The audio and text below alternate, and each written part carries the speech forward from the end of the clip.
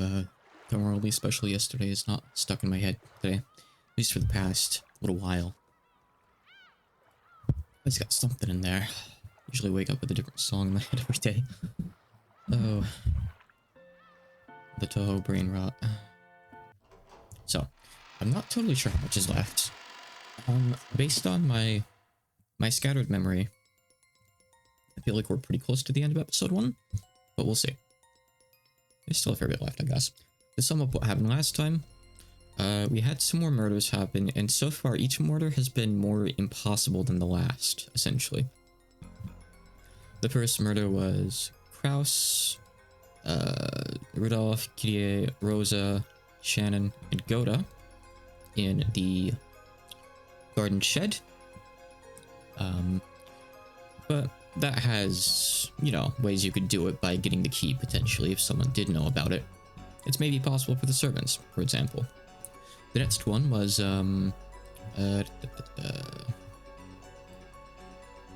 these guys. Yeah. Ava and, Hideyoshi died in the room with a chain locked. Doesn't really make any sense. And then we just found Kinzo's body in the boiler. And, well, we don't really know how Kinzo got out of his room yet, so... a lot of things. So, let's just get started. Does this crime confirm that a 19th person exists? There's still that contradiction, since they're trying to tout their existence without ever showing themselves once. Along with Kirie-san's chessboard theory, I've been using this contradiction to deny the existence of a 19th person.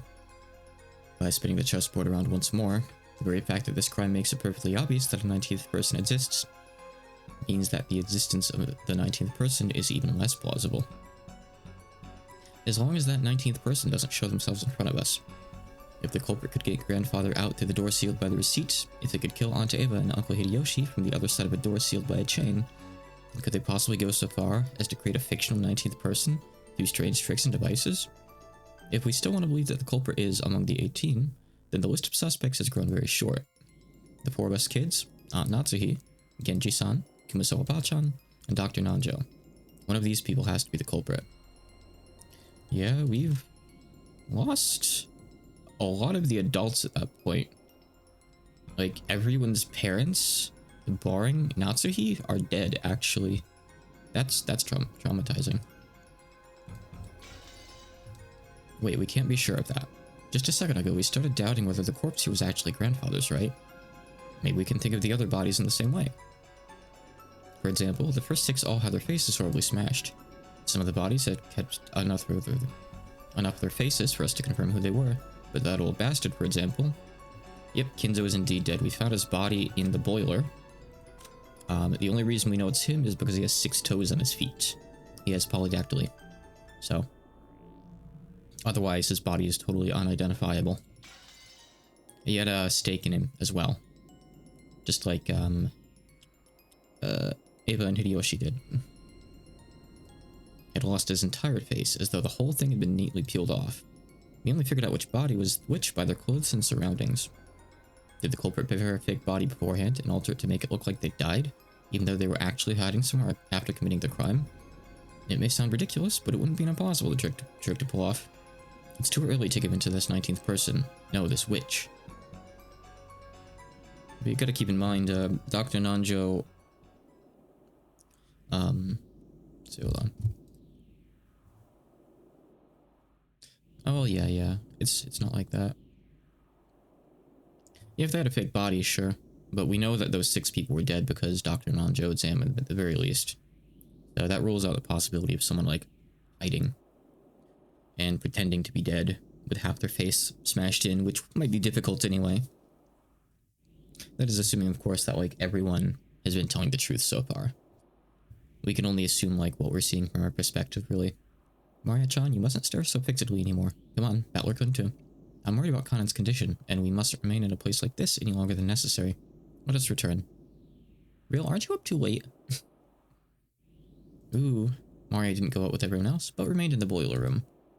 The thing she was staring so fixedly at probably wasn't grandfather's body, but the demon's ice pick sticking out of his forehead. It was probably the sort of item that an enthusiast couldn't bear to ignore. I tapped her on the head. Hey, Maria, what's Beatrice after? Is it all of our lives? Here we go again. Hehehehe. Beatrice will revive very soon.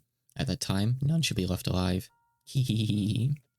How can you laugh at something like that? Do you think you're the only one who's safe? Why don't you feel like you're in danger? Why aren't you scared? Beatrice made a promise. She said she's going to take me to the Golden Land. It's a wonderful place where you have no obligations, everyone's always together, and everyone is always nice to everyone else. I'm looking forward to it. That time will come very soon now. Hehehehe. There's something I want to look up. Hold on.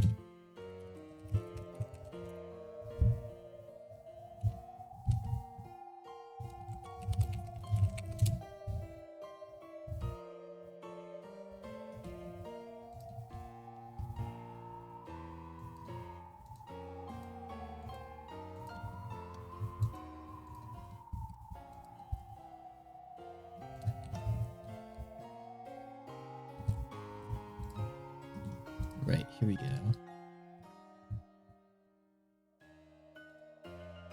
Alright, okay. I was remembering wrong things regarding something. Strange. I can do it again later. Just what kind of person is Maria? I only know what Maria was like 6 years ago, when she was 3. She was once pure and obedient, a good kid. This new Maria 6 years later and the Maria I knew didn't seem to fit together. Just who is she, this witch who calls herself Maria? The Maria, who obstinately believes in the witch. This series of unsolvable crimes is proof that the witch actually exists. Every time something occurs that would be difficult for a human, it becomes a little harder for the rest of us to not believe in Beatrice. It must be an intense pleasure for Maria to see her relatives, who once firmly denied the witch's existence, start acknowledging that witch's existence one by one. Is that why she's in high spirits? I don't know if you'd call Maria's current attitude high spirits. It's definitely something more like possessed by spirits, if anything.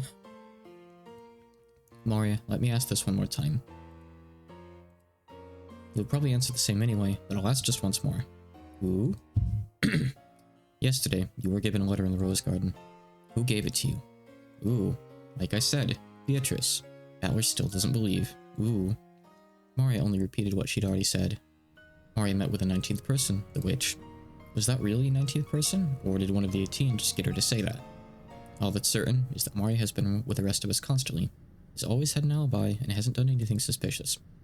She's simply overjoyed at being made Beatrice's messenger, and certainly isn't the 19th person. Supposedly. Yeah, like, we don't know really who was where awful specifically during the whole Rose Garden letter thing, unfortunately.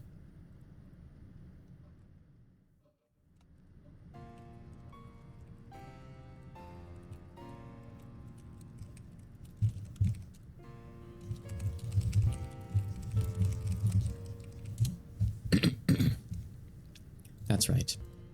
I wonder what's written in the letter we picked up in Aunt Ava and Uncle Hideyoshi's room. Yeah, I wanted to read this yesterday, but it was taking a while, so I stopped. Aunt Natsu should still have it with her. We haven't got to read this yet.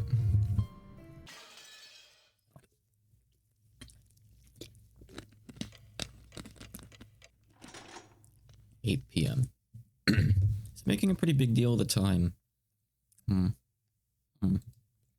Might be worth noting. Keep track of time. Time is an important thing in this game. In the end, Kanin did not regain consciousness. Oh yeah, Kanin got stabbed, like in the chest with one of the stakes in the basement before Kumasawa could get down there to help him. Even though Dr. Nanjo and the rest did all they could to heal him, of course, there was very little that could be done in an island like this without medicine or proper facilities. But yeah, they actually, like, almost made it in time, kind of. Not quite, you know, his injury was too bad, but, like, this is the closest we've seen to someone still being alive when they were found, or having a burner be witnessed by someone. Very close. However, Kanin was the only human ever to confront the culprit. If only he could give us some kind of clue. However, at the time they carried Kanin away, it was already too late. My sincere apologies. Without proper facilities, there was nothing I could do about such a serious wound. No, that's perfectly understandable. Thank you so much for giving it your very best. Dr. Nandra's shirt had been sprayed by a violent spurt of blood, so it was easy to imagine the devotion with which he had tried to save Kanin's life, up until the last second. Jessica was crouched in the corner, crying softly. She had probably been taking care of Kanin until the moment of his death. Joro Janaki tried to approach her with words of comfort, but when Jessica pushed him away, He stopped trying to force her to talk and left her alone.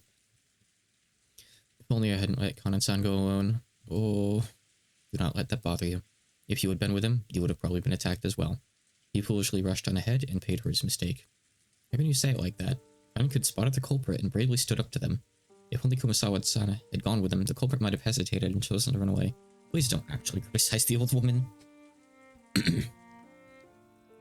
Emotion-filled words that I never thought I'd hear, coming from Jessica's mouth, tumbled out. Kumasawa, looking truly sorry, could do nothing but hang her head. Jessica, you shouldn't talk to her now. It's the same for me, and probably you as well, right, Valor-kun? We don't know what's going on, and it feels like our hearts are going to split open. There were tears in George Anaki's eyes again. Seeing Jessica break down crying probably brought back the pain of losing his parents. I'd done all my crying all at once, so I didn't feel like crying anymore. However, I understood how great the pain in their hearts was. That's a blatant lie. He cried a second time when George lost his parents. It's okay, Jessica. You'll be able to meet Kanan again sometime soon. Stop it. I don't need you trying to console me like that. Beatrice will resurrect the dead and even love that hasn't been lost. So you'll definitely be able to meet him soon. Then, everyone will be able to live in peace. What the epitaph says, I guess. How much can we trust? So the one who killed Kanan-kun, is this Beatrice who supposedly gave you that letter yesterday? Where is she? Where's she hiding? I'll find her and tear her apart. Tell me. You know who the culprit really is, don't you? What do you know and what are you hiding? Tell me, damn it. My lady, please stop. Ooh, Beatrice exists. Ooh. Damn it, let go of me, Genji-san. Mari knows who the culprit is, and she's hiding their identity even though she knows. She must be telling them what we're doing, guiding them as they kill us. Jessica, be silent. Jessica grabbed at Maria. Genji tried to stop her, but Jessica could not be calmed. The next thing I heard was the sound of Aunt Natsu slapping Jessica's face. After that, only Jessica's sorrowful, sobbing voice resounded throughout the hall. Maria-chan, I know there's no way you're the culprit. You've been with us since the beginning, and there was no time for you to communicate with any culprit. So, I want you to tell me something. This Beatrice who handed you the letter yesterday, who was she? Although those words seem kind, they clearly show that George still had some remaining doubts about Maria. He didn't actually grab at her. However, he felt exactly the same way Jessica did. Anaki, I already asked her the same thing a second ago. Her answer was the same as before. I want to hear it from Maria's mouth. Who is Beatrice? Even if I told you, you wouldn't believe anyway. What do you mean by that?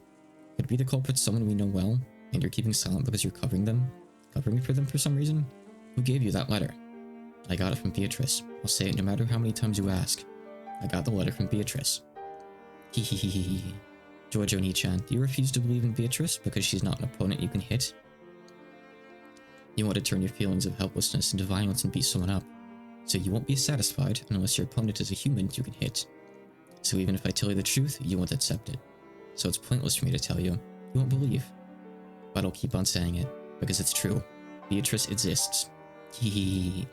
The door to the Golden Land will soon be opened. I'll go there. Beatrice promised.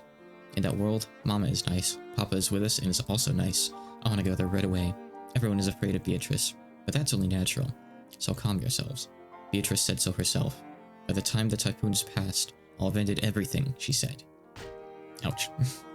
Maria, I don't mind you being talkative, but let's leave it at that for now.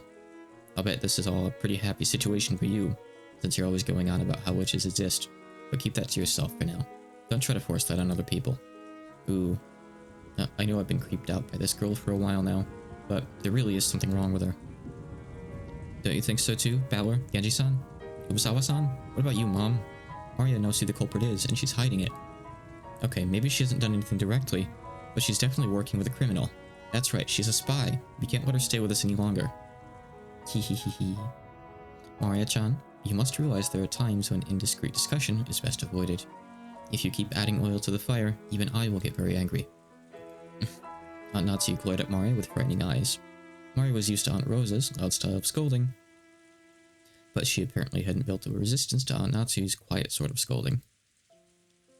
She shrugged and kept her mouth shut. A desolate feeling filled the room. It felt as though things would just get more complicated if anyone spoke. How many people have already died? 6 people in Dad's group. After that, both Aunt Eva and Uncle Hideyoshi, Kanan-kun, and Grandfather. There were a whole 18 people in this island, supposedly, and 10 of those people have been killed. That's more than half of us. And right now, there is absolutely no proof that the remaining 8 people will be safe. In fact, I'd say we have evidence to the contrary. It's okay, we have a gun. At any rate, this is no time to quarrel. Now that we are certain the culprit can enter and leave the mansion at will and strike out of nowhere, we must give our undivided attention to surviving until tomorrow. I agree strongly with Nazi. We can figure out what the culprit is at our leisure tonight.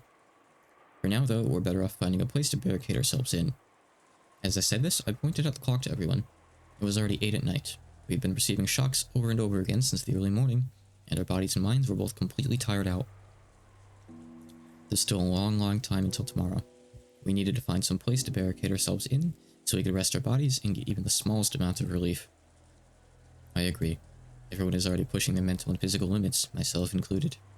I believe it would be wise to take that into account as we move forward. That's right. There's a high probability that the enemy's got the equivalent of a master key. Were Shannon, Kanon-kun, and Gyoda-san holding master keys? Yes. They were supposed to have them on their person during work. We didn't want to disturb the scene, so we didn't investigate that closely. We can't eliminate the possibility that someone stole a key from them. In the first place, we know the culprit may have visited the servant room at some point to unlock the garden shed shutter. It's being implied here that master keys don't work on that. I think they're just for the mansion, maybe the guest house as well. It's conceivable that they obtained a master key from there earlier on. There were many servants serving the Umineko family. Because of that, there were several master keys. Furthermore, every time one employee started or finished working, the keys were passed between servants. And we had to acknowledge that this had probably gotten a bit sloppy at times in the past. Even if they borrowed a bundle of keys from the pockets of one of the murdered servants, is there any safe place that even those keys couldn't open? Because of the nature of our job, we had been entrusted with keys to all of the rooms. All of them in the mansion and in the guest house. So in other words, no matter where we hole up and lock ourselves in, it'd just be pointless. Fine, who cares about locking up? If you're gonna come, bring it on, damn it. You could go hide in the garden shed with the bodies. There's only one key to there. We have it. I think Natsu has that right now. Might have to do a bit of cleanup first, though. I'll beat you at your own game. The enemy won't approach us from the front. I don't know about the first 6, but if we look at what happened to my parents and Kanon-kun, and even grandfather, the enemy has only gone after isolated people. They don't have the power to assault all of us openly in a secure room. That's right. It's just like Aniki says. And maybe Aunt Natsu's rifle can serve as a deterrent to stop them from attacking. I hope that is so, but... Arya, I know you want to say something, but keep it to yourself and stay quiet for a while. She's got that cheeky expression. Ooh. Arya probably wanted to say something about how witches weren't afraid of things like guns. Guaranteed. But if she were to say it out loud, the atmosphere around here would start to get pretty edgy. I had noticed and decided to put a stop to it. If I may, I do know of just one place that cannot be entered even with the servant key rings. Where is that? That would be the master's study. I'm against this. I don't even want to think about going in grandfather's creepy room. How many keys can gain access to that room? There are 2. I always have one on my person. The other was held by the master himself, but just now I found this on the corpse in the boiler room. Genji-san took a handkerchief out of his pocket and opened it, showing us the burnt and filthy study key. Then he showed it alongside his own key, which he had once let to Natsu. Normally it would have been proper to leave the master's key for the police, but because of the master's orders to protect the safety of the study, I borrowed it for the time being. I see. Which means that Kinzo-san's study is the only place where we can be safe. It would appear that way. I don't even want to think about being shut up in that strange room all night, but it appears we must acknowledge that his room is safer than anywhere else right now. Even though grandfather locked himself up in that safe room, the culprit brought him out and killed him. We can't be certain that it's truly safe. According to your theory, grandfather cleverly found a way around that receipt trick and left the room of his own free will. If so, the room might be a good place to barricade ourselves in after all. I mean, it's your best bet, I think. You're too optimistic, Aniki. What else are you gonna do? However, at the same time, he brought up a pretty interesting point. After all, this gives us a chance to question the enemy, the witch herself, about how the sealed door had been opened. If we assume the culprit used some technique to kidnap grandfather from his study, they'd have to show us the same trick again if they wanted to assault us in the study. And that would give us a chance to make the culprit prove how they did it right before our eyes. If she's really a witch, we'll be forcing her to use the little magic trick to open the door right in front of us. But that's probably impossible. If you spin the chessboard around, it's obvious the culprit is acting in a way that'll make us think they're a witch. If she really is a witch, all she's got to do is appear in front of us and wow us with a colorful display of magic. Since she's avoided doing that, everything must be the work of a fake witch who wants us to think she's real. Therefore, a culprit who used a technique other than magic to defeat the closed room couldn't open the door before our eyes. Is grandfather's room big enough to stop 8 people in? Yes.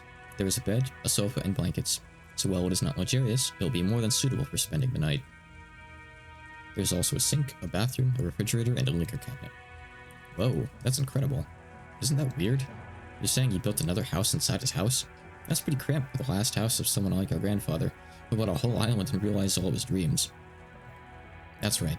After some point in time, Father probably couldn't feel at peace in any other place, even inside the mansion. We always sneered about how he shut himself up in there, and this time, we're the ones who are going to shut ourselves up. Ha! Jessica spat the words out.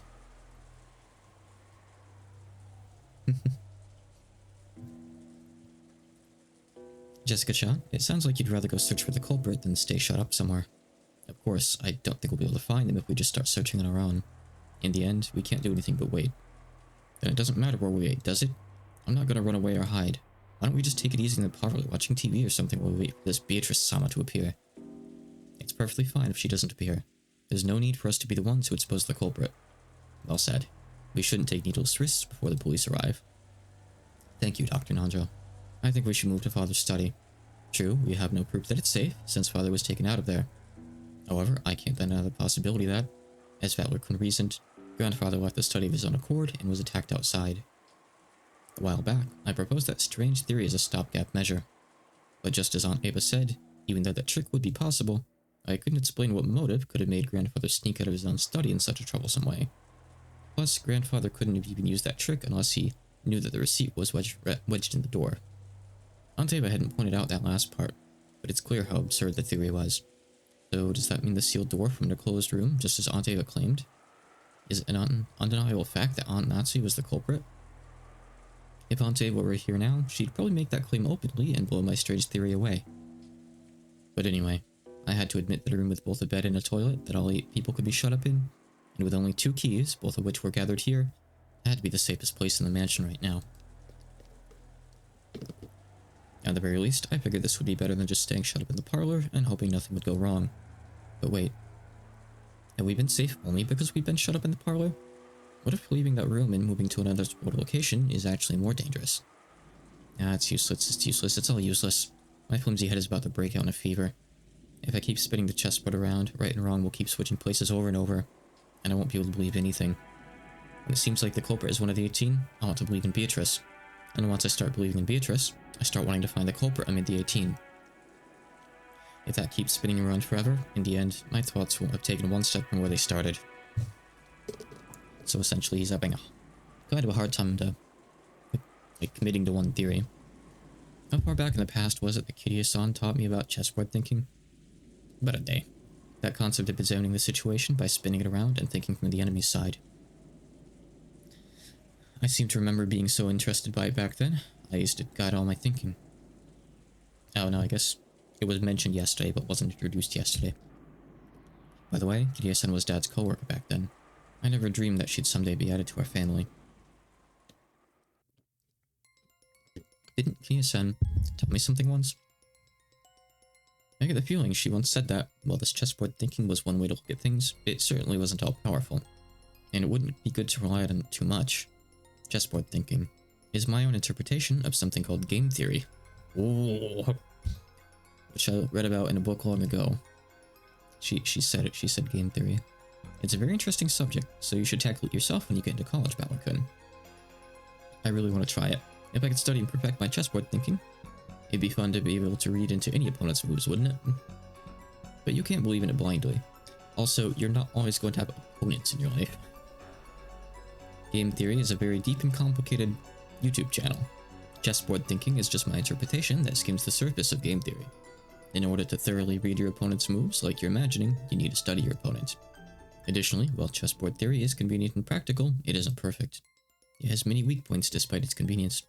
Weak points? Yes. Chessboard thinking is founded upon game theory. when you thoroughly investigate game theory, it boils down to math. Do you know what the weak point of math is?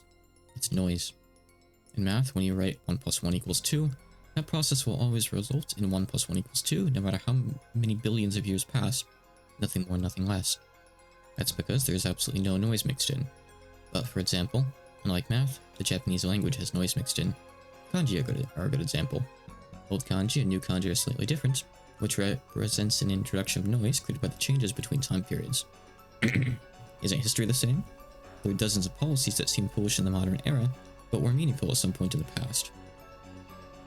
Because the rules of chess are fixed, when a pair of experts are discussing one particular layout, it's possible they could reach the same conclusions, whether they're from 100 years in the past or 100 years in the future. However, if the rules of chess had gone through massive changes over time, it's possible that a discussion about the same layout would have changed as well. That's right. Events in the world of humans are normally full of noise. Are human emotions that way? Even if the exact same thing occurs more than once, there's no guarantee that humans will always act in a predictable fashion.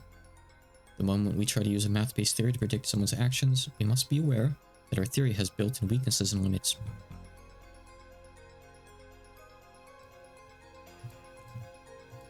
Simply put, chessboard thinking is extremely weak against noise and fickleness, as well as mistakes or incorrect knowledge. Incorrect knowledge will throw off any theory. That's right, Jia-san definitely said that. Chess has always been a game where both sides play by the same rules and fight with the same conditions for victory. That's why it's possible for both sides to predict the other's moves. It's possible to read your opponent, because you can always suppose they'll make the best moves they can find. But what if your opponent is fickle, or a bit tired, and makes a move that can hardly be called the best? Or what if this game actually has a special rule, some unknown thing that only the enemy knows about and can use?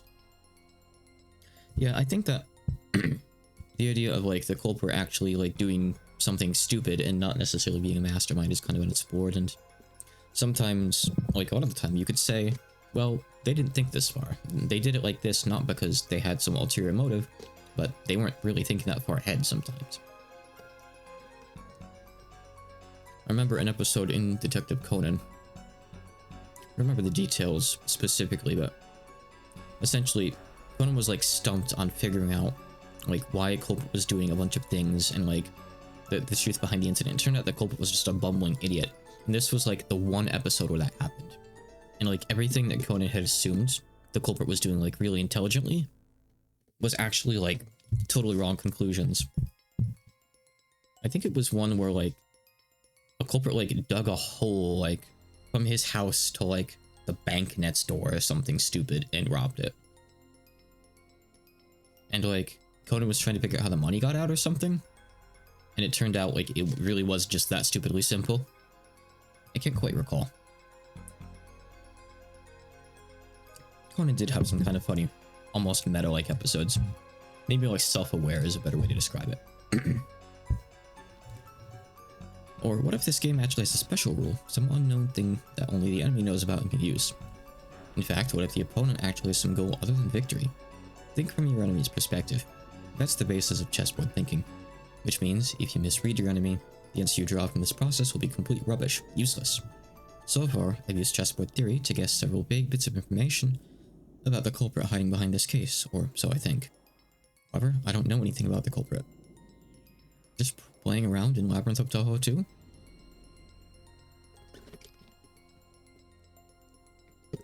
If Kiria-san were here at a time like this, she'd probably be able to notice something with her much sharper thinking ability.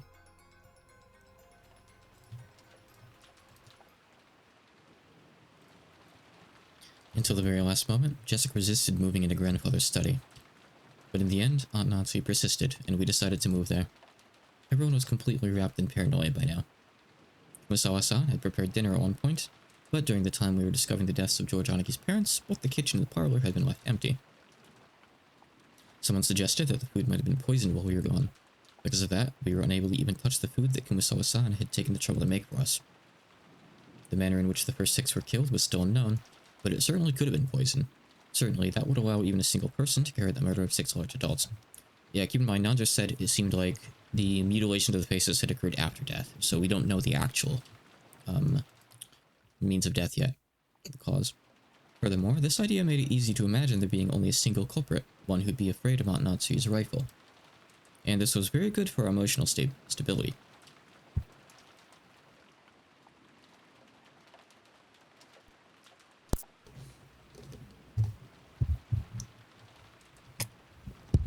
But the fatigue and hunger were even harsher than we'd imagined. Then, Kumasawa-san made a proposal, and we all went together to the kitchen. There, we gathered some canned food and other things that'd be hard to poison to take in with us. All of Kumasawa-san's efforts to reward us with just a little dinner on the Sabbath day regrettably came to nothing. The food piled up on the serving cart just looked a little sad.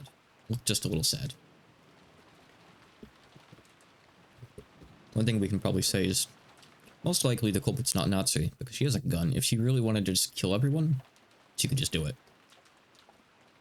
We all started climbing the stairs. Natsui, who was in the lead, worriedly stared into the darkness with both eyes in the barrel of the gun. Once we dragged ourselves up to the 3rd floor, just as Aunt Natsui had warned us of beforehand, there was a mixture of a chemical smell and a sickly sweet aroma, a stench hanging in the air that felt like it was eating into our heads. Let's see, this kind of stench would probably give you a headache if you were shut in with it for a whole night. I know it's a little late, but I'm with Jessica. I voted against going into grandfather's study. It felt like the stench was floating out from this magnificent door. It was the door to the forbidden study, which should defend against any who would enter. While Genji-san unlocked the door, Mari stared at the door and the doorknob with great interest. Ooh, incredible door. It looks old and strict, and like it'd stop any jokes cold. A perfect door for grandfather's study. The power to ward off spiritual menaces is strong here. Beatrice probably couldn't open this door. Oh? What does that mean? Mari pointed at the doorknob. A scorpion crest. No, a design like a magic circle arranged like a scorpion was inscribed there. That design. That's right. Isn't it just like those keychain charms Maria gave Jessica and me yesterday? The 5th magic circle of Mars is a strong ward against magic. Additionally, this magic circle is very diligently constructed and is full of power. Such a magic circle could be quite troublesome to beings of magic like Beatrice. Isn't that comforting? Are you saying we can escape even Beatrice's clutches in this room? Our little witch here sure is reliable. Then how did Beatrice get grandfather out? Just as Battler reasoned, Beatrice can't go inside. However, she has both magic and familiars. Using them, she might have been able to get grandfather to leave the study of his own accord. I've read about that in manga. I've seen a bunch of scenes where vampires were frightened of crosses, so they couldn't get close. But the familiars were just fine, so they made their familiars attack. It's just like stands.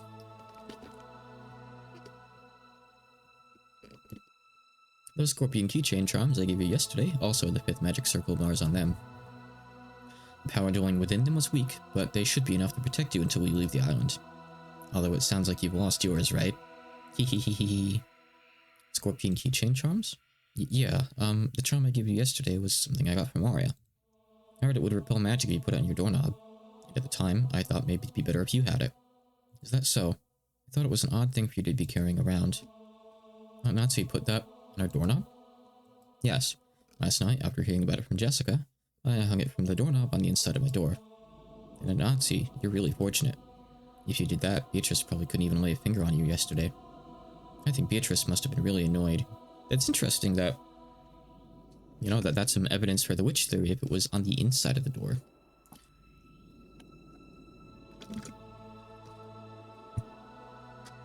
Or evidence for a Natsuki theory. Because if, let's say, it was a human that knew about the scorpion charm, so they made it look like they tried to get in but failed, well, they'd have to know about the charm somehow. And how would that happen if the charm were inside? Hehehe. Beatrice, annoyed, couldn't lay one finger. Nancy thought back on the eerie scribble she'd seen that morning, as though someone had been tearing at the outside of her door with blood-soaked hands, and gasped in surprise. Could it be that this witch who called herself Beatrice tried to enter through the door to Natsu's own room? But the magic-repelling charm had been hanging from the inside, so she couldn't break through the door, so she was annoyed. So she scratched at it? I guess you'd always just say they opened it with the master key, saw the charm, then like, oh shit, I have to pretend, then left. Just really quietly. But don't talk about that. Witches don't exist. The culprit does. And they're human just like us. If you need proof, why don't we dice her up and see if her blood's red? Damn it. How could you do that to Kanan-kun? Click. Genji unlocked the door. 8 people entered Kenzo's study. And how many will make it out alive? Grandfather's study. I'd heard rumors about it beforehand, so I wasn't that shocked. He had done nothing more than fortify it thoroughly with his occult hobbies. If grandfather's hobby had been chasing after pop idols, these walls might be buried beneath idol posters. Even if I didn't understand it, I did realize that this room was a bundle of all his pastimes. Even so, I couldn't help but remain dumbfounded by the smell of his creepy medicine and the sweet stench that seemed to melt my head. Less so than medicine, it's alcohol, probably.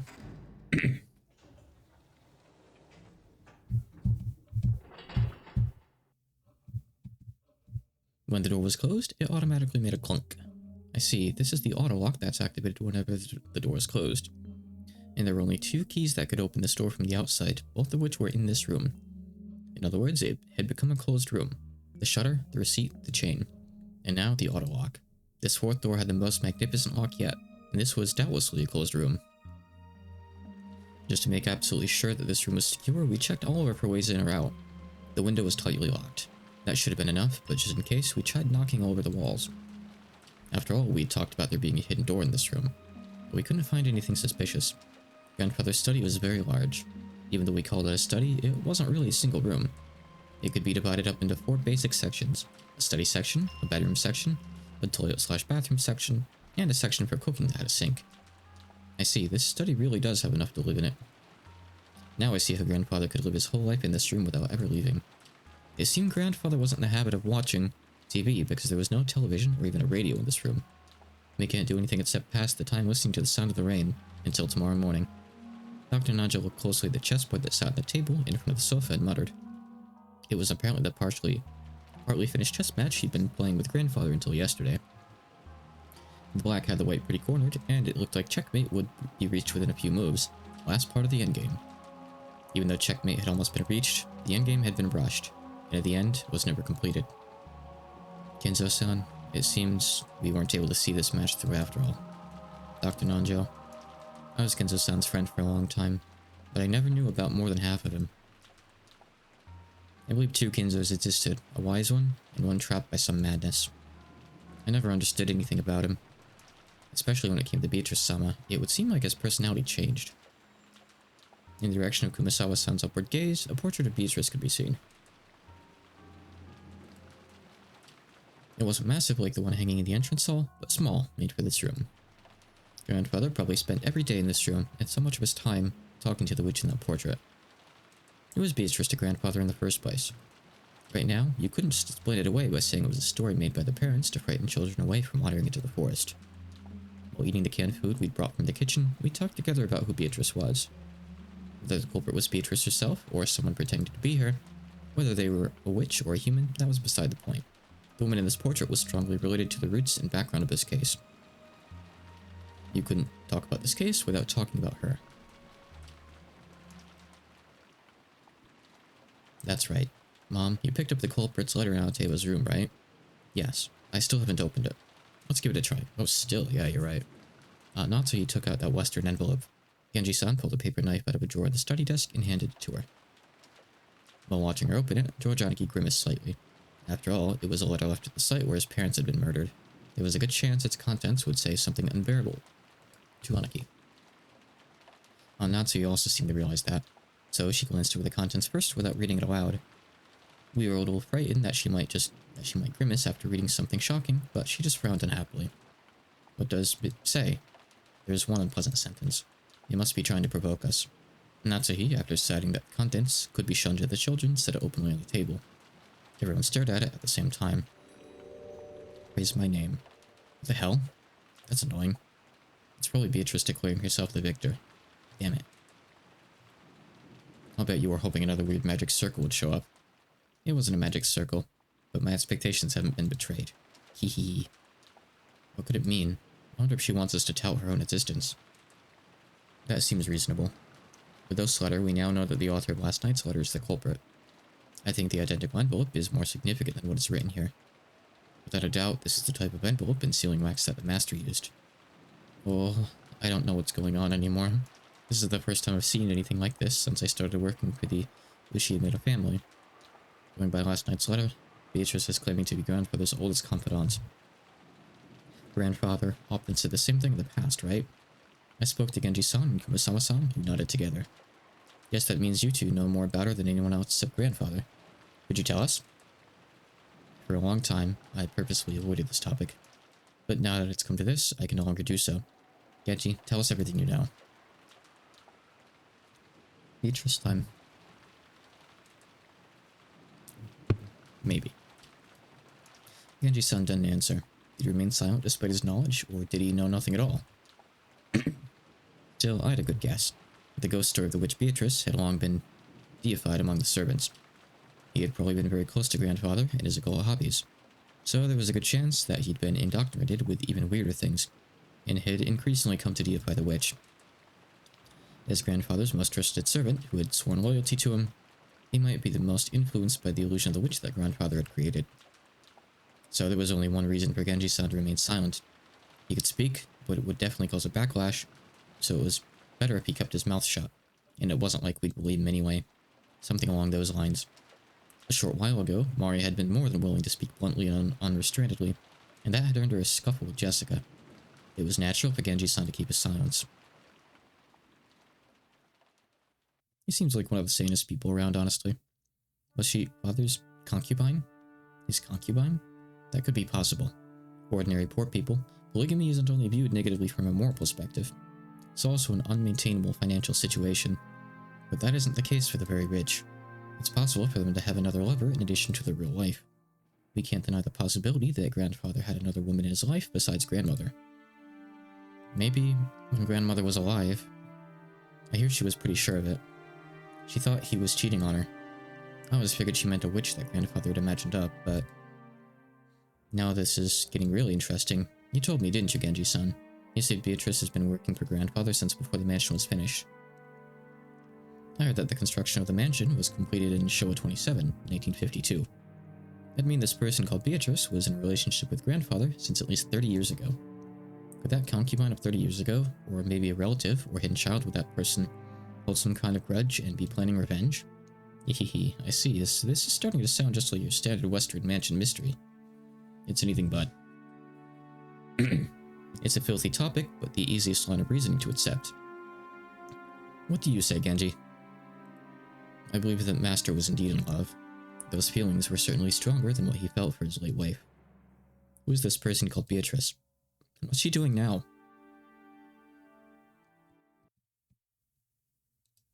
I have heard that she passed away before the mansion was completed. She's already dead? Yes. The Master was deeply stricken by grief, and he devoted himself to the art of black magic as a means to revive her. The Master loved Beatrice-sama from the bottom of his heart. It was that madness which drove him to do all that you see here. As Genji-san said this, he spread his arms, as though asking us to look at this room, filled with the signs of grandfather's madness.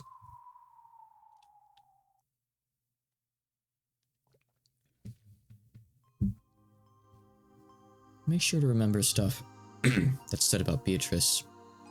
Like, actual stuff besides, like, oh, Witch of the Forest.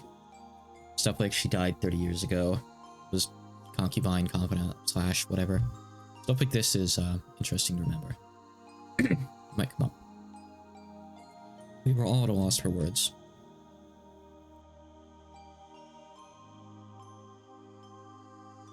Okay, there we go. Throat's a bit better again. Normally, black magic seems like it'd just be creepy, and it's really hard to imagine why someone might be so enraptured by it. Since Kinzo was just an eccentric who would restore the Yoshimura family amidst his madness, nobody had tried to understand him. Oh, poor Kinzo. The only thing on grandfather's mind had been the loss of a beloved woman, and his inescapable sorrow. Earlier, this room had seemed creepy, but in an instant, it had changed into something we could understand completely. The creepy books, the magic circles, the medicine, all of it. It all existed simply because he wanted to revive the face of a single woman who had left this world over 30 years ago. The Master only told me about Beatrice-sama's story once when he was very drunk, although I've forgotten the details. It was a deep, deep love, enough to make a woman like me jealous. When Kinzo-san succeeded the headship of the Ushimura family, his marriage to his late wife had already been decided by the few surviving family elders. So, he was forced into a marriage with some woman who would benefit the Ushimura family? That is correct. Kinzo-san was installed as the head who would revive the family, and had to bear the entirety of that heavy responsibility. I did not pretend to know the details of when or where Kinzo-san first met Beatrice. Guess it'd be rude to say any more than that. That was when grandfather truly fell in love for the first time. Just how deep was his affection for her? That was easy to see just by looking around us. This room was covered with piles upon piles of things having to do with black magic. Hey, on the corner. Get out of there. Come on. Come on, honey. Come here. Thanks for getting into trouble. Come on, sweetie. You can visit. You can visit if you want. You couldn't help but recognize the depths of grandfather's love for Beatrice. I had it all wrong, Genji-san. What do you mean by that? I always thought that maybe you servants believed blindly in the witch because you'd gotten brainwashed by grandfather and his creepy black magic stuff. But that's not how it was, right? Had they been soothing grandfather's tortured heart, acting as though Beatrice's soul at least had been restored, and existed inside this mansion? Okay, sure. Though Genji-san closed his eyes, wearing the expression of one remembering the distant past, he said nothing further. He probably felt that making such a confession would be the worst sort of betrayal against his one and only master, even though that master was already dead. Beatrice has revived as a witch, and exists in this mansion even now. Genji had said this, had believed it, had made people believe it, and would follow through with that decision to the grave. This might have been the last service he could offer up to his master. The legend of the witch, the mysterious tale of Rakenjima that was still whispered of among the servants. Its true nature was a sad lie. No, it was an act of kindness towards grandfather, who lost the person he loved above all else. I remember denying the witch's existence in front of father on multiple occasions. Now I finally understand how much that must have wounded him. Right now, I can understand very well. If I thought I could revive Shannon using black magic, I'd immediately become the next owner of this room and start researching. Naki, another strand of tears dripped from George's eyes. Maybe his tears were infectious. Tears rose to Jessica's eyes too, and she sniffled. Beatrice has said it. Very soon, she'll be able to revive people. You'll be able to meet them, she said. Very soon, the door to the Golden Lane will be opened. In the promised land that glitters gold, the souls of all the dead will be resurrected, along with the love that has been lost. Then, I will sleep in a world of peacefulness for all time. Did she say that? The Beatrice who gave you the letter? You don't believe, do you? Hee hee hee. If only grandfather were here, I'm sure he'd be happy. I'm sure he'd be jumping for joy now that Beatrice is about to be revived. In that case, I believe. If grandfather gave up half his life for this research, trying to resurrect the soul of the woman he loved and spending the rest of his life believing, I'll believe too.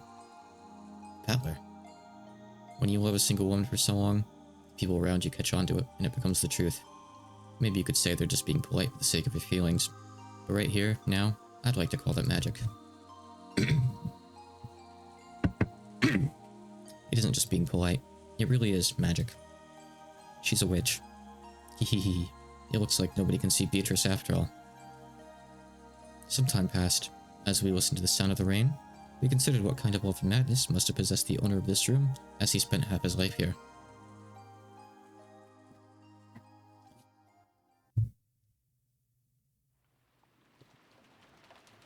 If you ask me as a woman, then while I'd like to be understanding of father's feelings of true love, it did leave mother in an awkward position.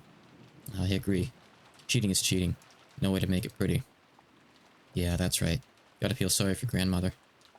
So, have there been any rumors about a child between Beatrice and grandfather? The keyword Beatrice has been hidden in every corner of this case, so it's natural to suspect some relative of hers. No, I have not heard of anything like that. If there was one, a memento of his most beloved person, he surely would have given them all of his affection. Since he ended up immersing himself in black magic instead, maybe we should assume that there was no such child. Come to think of it, that reminds me of a rumor I heard. You know what, right? That story about her grandfather ably supported an orphanage called the Fukui House? Enough of that. That is nothing more than slander which would desecrate father. Tell us, Aunt Nancy. I think even you'd agree that this is no time to hide things from each other. It's a worthless story. Father made massive donations to an orphanage, and had the orphans employed as servants that had family to give them some on-the-job experience. The story in question is simply some drivel spread by fools, who claim that father was using those orphans for some filthy hobby. For a while, some guys even said he was collecting human sacrifices for his black magic. And he really is doing weird experiments and ceremonies in this room all the time, so I half believed it myself.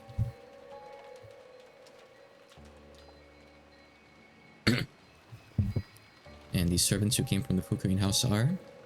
There are several of them, but Shana and Cannon were the two scheduled during the family conference shift. To resurrect Beatrice, he brought in servants from an orphanage as human sacrifices. After all, everyone grandfather selected as a servant was young, about the same age as Shana or Cannon. I was sure it was because grandfather had some bizarre hobby. Jessica, mind your words. When Aunt Nazi scolded her, the atmosphere instantly went sour and everyone felt quiet. However, something was tugging at the back of my mind. Sacrifices. Sacrifices. Human sacrifices brought over from an orphanage. What is it? Freaky words like sacrifices don't pop up often. And yeah, I've seen or heard that word recently. Some part of my memory is tugging at me. Hi, Junie. Hi, honey. Hey, Beatrice. What do you know? What do you know? I'd arrived in front of the portrait of Beatrice. It wasn't as massive as the one at the entrance hall. But that portrait, which must have been drawn by some famous painter, was still as intimidating in the smaller size. Below it, just like in the entrance hall, was the epitaph that supposedly hinted at the location of the hidden gold. Ah. Sacrifices. Here. What the hell, Battler? You're creeping me out. 6 sacrifices. Ah. Both of my eyes were as wide as plates. Everything's been predicted right there from the very beginning. Everyone crowded around, and the same expression of shock rose to all their faces. How did it take... I guess they're not all familiar with the epitaph, like readers would be. That's right. It's right there in the epitaph. On the first twilight, all but the sits chosen by the key as sacrifices. There's no doubt. 6 people died in the beginning. And even on the shutter where the black magic circles was drawn. No, where the Hebrew was written, it mentioned the offering of sacrifices. Ooh, I've been saying that from the beginning. That's right, Maria said it right at the start. Right after we found the 6 bodies, when Maria was in the parlor watching TV, she said it. Ooh, the culprit isn't human. It's just the sacrifices chosen by the key. This has nothing to do with the location of the hidden gold. It's the instructions for a resurrection ceremony using black magic or something. After all, this epitaph requires a large number of deaths. It sure does. Even reading through it quickly, there'd be 6 plus 2 plus 5, 13 people who must die.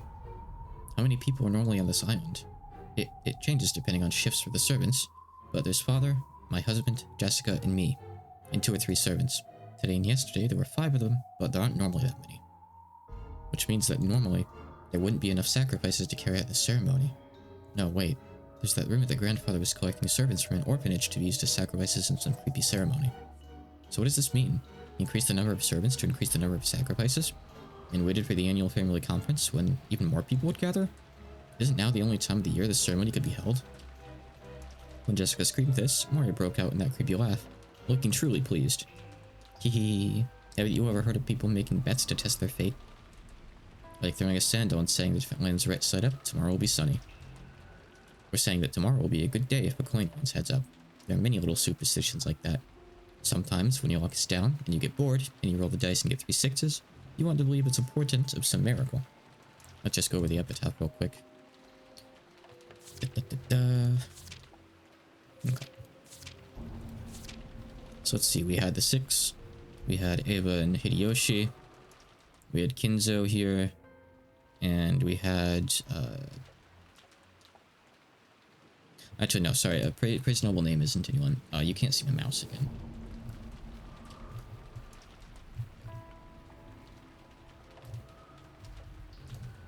There we go. Yeah. So, third twilight isn't anyone dying in particular. This is just the letter. Then here we have Kinzo in the 4th twilight, and Kanan was the one who got his chest gouged and killed. So there are 3 left. Like you said, we've had, what, 9? No, 10 deaths right now, so we just need 3 more. So if we're to believe what happens here, we'll be seeing a gouged stomach, gouged knee, and a gouged leg. And then, apparently, none shall be left alive. So apparently after that, everyone dies. Which is interesting to note.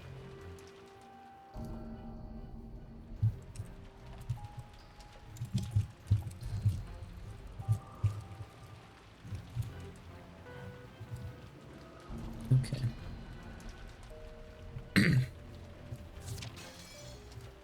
When flipping a sandal, you have at worst a 50% chance.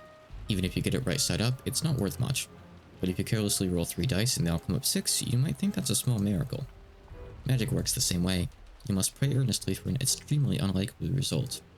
Then, the feelings from all those stored up prayers gain magical power and become incarnate. The magic the grandfather was trying to perform was probably like that. The key randomly selected sacrifices in the lottery. So, to reduce the chance that he himself was selected, he chose the day with the greatest number of people on the island to carry out the ceremony. Ridiculous. Are you saying that this entire situation was caused by mere ceremony for some bizarre magic? Natsuhi yelled.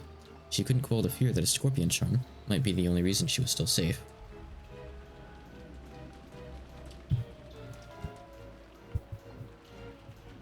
He gets featured.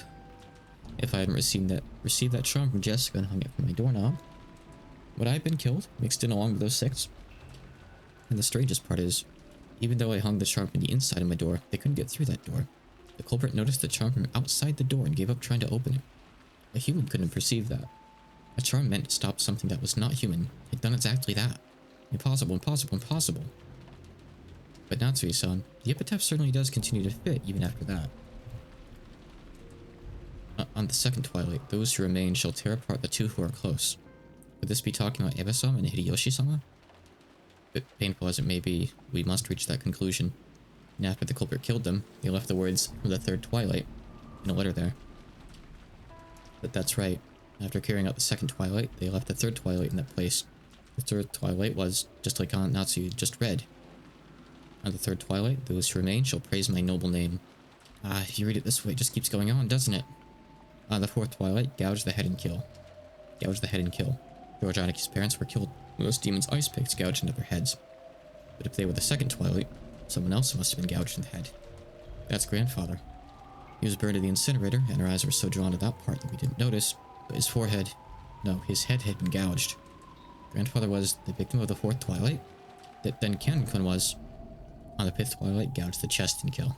We thought Kanen-kun's case was an unexpected encounter with a culprit, but that's wrong. From the very beginning, they planned to lure someone out alone and drive something through their chest. If the culprit has followed the epitaph this far, does that mean 3 people still have to die? On the 6th twilight, gouge the stomach and kill. On the 7th twilight, gouge the knee and kill. On the 8th twilight, gouge the leg and kill. Yes, you could read it that way. Eep. Well, I wonder about that. After those 3 die, it reaches the 9th twilight. Take a look. On the 9th twilight, the witch shall revive and none shall be left alive. Or, gonna be killed like Beatrice. I don't get it. Wouldn't that mean everyone dies no matter how many people there are? What was grandfather after? Doesn't this mean the ceremony would kill him too, no matter what? It's okay if no one's left alive. On the 10th twilight, we finally arrive at the Golden Land. On the 10th twilight, at journey's end, you shall attain to the power of the Golden Land's treasures, once and for the last time. The witch shall praise the wise and bestow 4 treasures. Grandfather wasn't afraid of dying. Look at the second and third of the 4 treasures. One shall be the resurrection of all the dead souls. One shall be the resurrection of the love that was lost. So grandfather believed that he would eventually be revived, even if he died partway through this ceremony. Ridiculous. That's insane. When you die, it's over, right? The dead don't come back to life. Isn't that a miracle humanity has been chasing after for thousands of years, and still hasn't accomplished? So is this what it means? Something like you'll be able to meet them in the afterlife, where they'll be restored? If what you're saying now is right, would that mean that grandfather, whose remaining life is slim and who's been driven mad by love, is committing suicide? No, a massive forced group suicide? Genji, is such a thing possible? I don't know. The master is a man who sometimes has the wisdom to see 1,000 years into the future. However, there are times when that appears to be nothing more than madness to commoners such as myself. Okay, should we take that for a yes? What do you say, Kumasawa-san? I don't know anything. That's right, I don't know. Do you think I would be on this island today if I did know? I would have faked an illness or done anything to take the day off, that's right. What about your opinion, Dr. Najo? You've been grandfather's friend for many years. I feel the same as Genji-san. Kenzo-san was a man who far surpassed ordinary people. I've even felt a sort of inhuman power from him at times. Even I don't know what Kenzo-san was thinking when he wrote that epitaph. All we can say is that even if father did write the script, someone else is carrying it out. That's right. At the very least, there's another culprit who attacked grandfather and Kanen-kun. Furthermore, that person is still continuing the crimes, just as the epitaph says. The letter in the beginning that we didn't think deeply about. What was it that was written there? Gonna get some water. I'll be right back.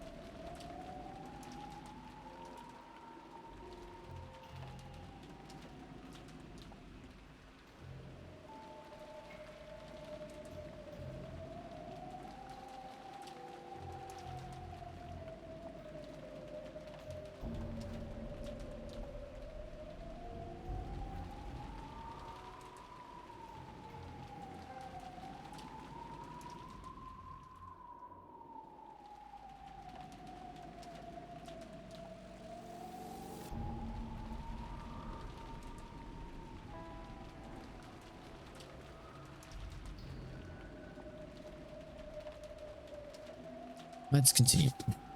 Reminds me, I still have to upload the VODs from yesterday. I didn't get to it. I had something to do right after the stream. So, I still haven't yet.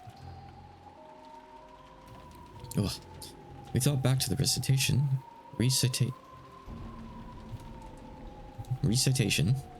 of the letter last night. Resuscitation. Beatrice had proclaimed something inside it. She had proclaimed that, according to her contract with Kinzo, she would collect everything of the Ushimina family as interest. But then she had also revealed a special clause. If someone discovered the location of the gold grandfather had hidden, that right would be lost. When the letter was read, grandfather was still alive, but at that time it had already been sealed with wax by the head's ring, which meant grandfather had handed the ring over to Beatrice while he was still alive. If we take a straightforward approach, maybe we should assume Beatrice is carrying out the strange contract, with grandfather guaranteeing her that right. In other words, this was the same as saying grandfather knew of and approved of the contents of that letter. In other words, it's basically a joint message from Beatrice and grandfather, telling us that Beatrice will start collecting interest if we don't solve the riddle. In other words, grandfather and Beatrice were demanding that we try and solve the riddle of the epitaph. And if we couldn't, they were saying that the massacre would be carried out according to the epitaph. What does that mean? What do they want? I don't have a clue what it means. Look, another letter from Beatrice. Huh? What did you say? I was pointing at the top of the table where the canned food everyone had been eating just now still lay. Western envelope from Beatrice certainly was sitting there, but so what? What in the... Natsu let out a hysterical cry, looking between her own hand and the table, because the envelope she had just opened was still grasped in her hand. So why is there still an envelope on the table? But what the hell? What's going on, Maria? Where did that envelope come from? As now I looked and it was lying there. Ooh. I don't know anything. This isn't funny, there's only the 8 of us here. There's no way some 9th person snuck in. There wasn't enough time during the few seconds that we've gathered around the portrait, right?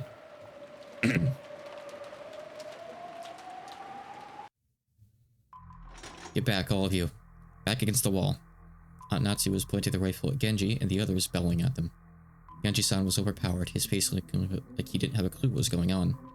Of course, I felt the same, but a few moments later, I went to the same conclusion Aunt Natsu had. Until just a few seconds ago, there had been no letter like this on the table. And nobody entered this room. That means someone among us placed it there during the few seconds when everyone was looking away, preoccupied with the portrait. Beller couldn't open that envelope and read what's inside. Sure. I picked it up. It was still sealed with wax. Even without disturbing its contents, I realized that this was an as of yet unopened envelope, an unknown envelope. Without relying on a paper knife, I tore it open and pulled out the letter inside. The contents were as follows. Are you enjoying the riddle of Kinzo-sama's epitaph? Are you? As you are all probably aware, you have very little time remaining. Please abandon any naive hopes of escaping after the storm passes. This game can only end with my victory or yours. When time runs out, I will win by default. There will be no ties.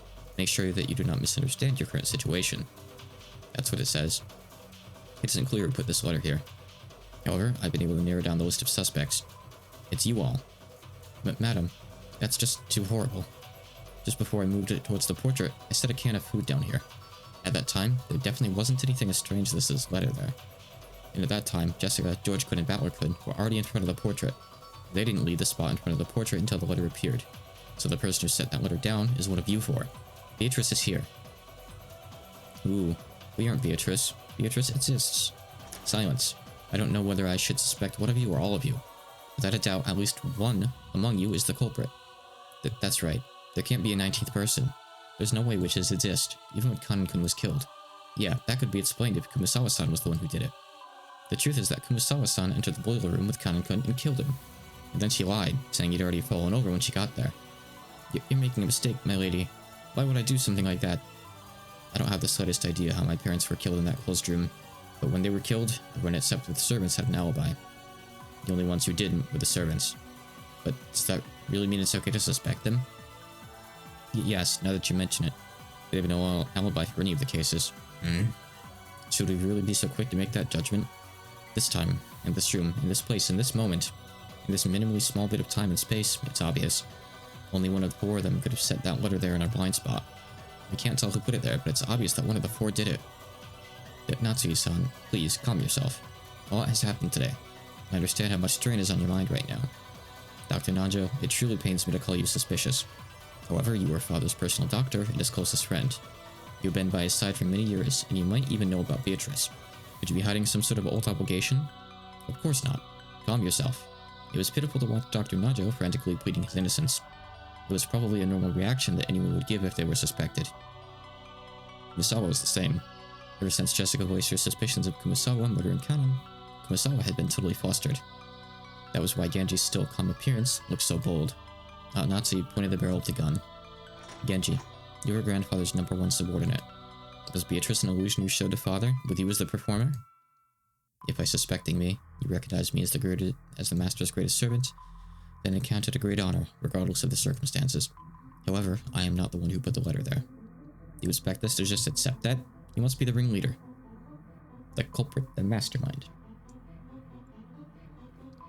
Maybe Kumasawa and Dr. Nanjo are your accomplices. And Maria-chan too. Not content to suspect just the adults, Natsu pointed the gun relentlessly at Maria too. But Maria acted as though nothing had happened. Or maybe she just thought she would be fine even if she was shot. Maria-chan, by this point, we can no longer remove someone from suspicion just because they're young.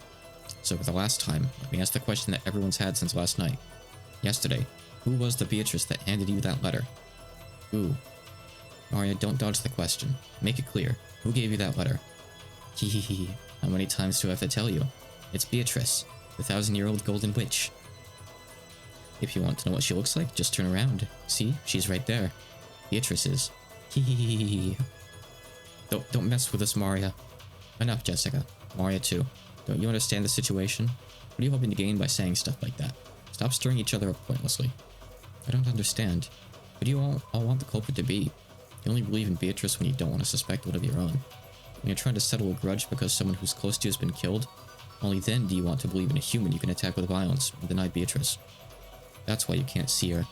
Beatrice exists. You all can't see her. Silence. I don't want to label you as the culprit, but there's no longer any doubt that you enjoy making this situation unpleasant and are providing assistance to the enemy. That's for sure. She definitely stirs shit up. Hehehe.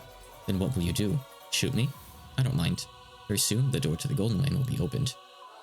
Then all the dead will be resurrected. Right now, death is nothing to be afraid of. Hehehe. But Mom, she really is suspicious. We can't keep her with us. But Aunt Natsu, please, calm down. There's no reason to shoot Maria. Please remain composed. The letter was meant to provoke us, but it's nothing to be afraid of. Even the culprit is scared of what will happen tomorrow. They're scared of the police. Right now, this island is free from the reach of the law, but that's only because it's isolated by this typhoon. Once the typhoon passes, the law will return. So you mustn't shoot. How can you stay so calm, George Nissan? One of these four is the culprit. No, maybe all four of them are working together. How can you stay so calm when one of these four might be the culprit who killed your parents? Even I have the desire to find the culprit and kill them. But that would be simple bubberism. I leave the judgment of crimes to the law. So no matter how suspicious they are, you mustn't pull that trigger. I feel the same as George Aniki. Aunt Natsu, get a hold of yourself for a second. Anyway, it'd be bad to shoot. In times like this, I usually tilt your head back and say, stay cool 3 times. Let me make this clear. Witches don't exist. That's it. Just tapping up for a second. Not on Rokenjima, not in the Ushiramida mansion. I declare it as Ushiramida Natsuhi, representative of the Ushiramida family. There's no witch here. I won't accept Beatrice. No matter what you're planning, I won't let you lay one finger on my daughter or the rest of them. That's my duty as a mother and as representative to the family. Those words were the final words of farewell that settled everything. To protect her daughter, Aunt Natsu would regard any suspicious person as an enemy. The only reason George Aniki and I were standing on this side was because, by coincidence, we had a clear alibi regarding the leather. If I hadn't approached the portrait, I would also be at the other end of that gun barrel, treated like a criminal. But even though part of me was thinking that chasing all the suspicious people from this room would finally guarantee our safety.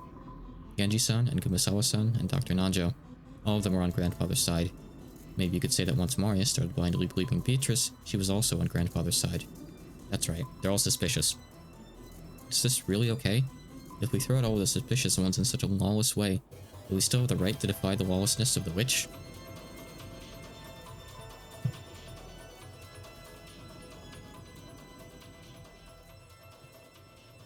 Jimmy.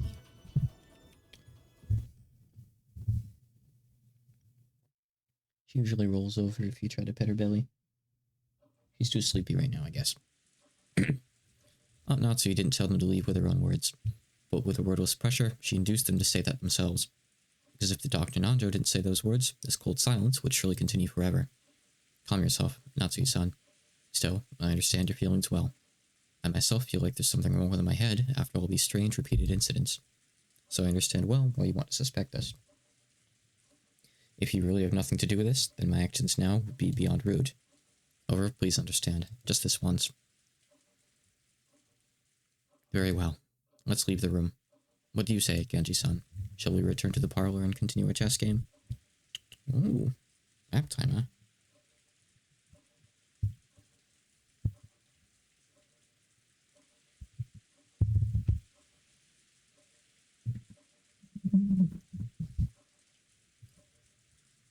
If that is what you wish, by all means. I don't want to. After all, that means we'll have to leave this room, knowing that the wolf is among us, right? I don't want to, madam. Please forgive me. Eek! It was obvious what Kumasawa-san was trying to say. If she was innocent, then she was being ejected into dangerous territory along with the culprit. In the current situation, urging her to leave this room, along with the suspects, was almost exactly the same as letting her get killed. However, Kumasawa-san really was suspicious just for being the first one to discover that Kanen could have been murdered. At that time, everyone except Kumasawa-san had an alibi. Unless we could prove the existence of some contraption, or the existence of some 19th person, Kumasawa-san was by far the most likely suspect. I didn't want to believe it. However, Aunt Natsu and the rest of us were in such a difficult situation that we couldn't help suspecting her as well. Hey, sweetie. I love this cat so much. So we didn't say anything to stop Aunt Natsu from trying to oppressively chase them from the room. We'd stopped her from shooting, but we were passively agreeing to chase the others out of the room. On top of that, Maria spoke to the fretful Kumasawa-san. It's okay. Beatrice is kind to those who respect her. You believe that Beatrice exists. So it'll definitely be okay. I'll watch TV in the parlor. Let's watch it together. It's so boring here without TV. Hehehehe. It looked like Kumasawa found Maria's roguish laugh very frightening. However, the three other people had agreed to leave the room. Kumasawa couldn't fight the flow and had to agree, crying as she went. Poor Kumasawa-bachan. Well then, Natsuki-san. Not Natsuki. Natsuki. Wrong game. This is Doki Doki Literature Club. That will be all for tonight. Let us meet again tomorrow. Yes. Please understand, at least for tonight. When the police come, all of us will surely apologize for our rudeness. You may play chess, but do it in a safe place if you can. Genji, I'll leave them in your hands. Sir. Oh. It can't be helped, can it? They always say that the most frightening bears are those with their children. Genji, Kumasawa, my sincere apologies. Let us meet again tomorrow. Maria-chan too. Please forgive your cold aunt. Ooh, I forgive you. Ooh. Madam, the keys to this room. I will hand over both to you. Genji-san pulled 2 golden keys from his pocket and handed them to Aunt Natsu. And I will also hand over my bundle of keys to the inside of the mansion. He took out a bundle of about 10 keys of various shapes and handed it over. With the servants, those keys were probably proof of their position. Being placed in charge of those keys meant that they were trusted, relied upon. When they were forced to return them, it meant that they had lost that trust. Thinking about it this way, to Genji-san, who had worked here for a span of many years, there could be no greater shame. However, Genji-san's usual indifferent expression remained on his face. Genji, I had planned that, after father passed away, I would reward you for your many years of hard work and allow you to retire. To treat you like this makes me feel ashamed from the bottom of my heart. I've already received the master's favor. Everything I've done until today has been in repayment for that. Please, do not worry over it. Well then, shall we, everyone? Good night to you all. Ooh, good night. Good night to you too, Battler. Ooh. Maria, wait a sec. Knowledge of guilt made me call Maria back.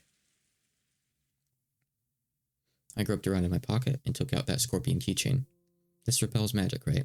Wear it. Ooh? Didn't you say you dropped it? Back then, I got ticked off and just bluffed that I'd lost it. There's no way I'd lose the precious charm you gave me. Maria silently took the charm. I wasn't able to say anything after that. Well then, everyone, good night to you. We watched them leave, our expressions completely worn out, and we weren't even able to respond. Gotta keep the cat cam active.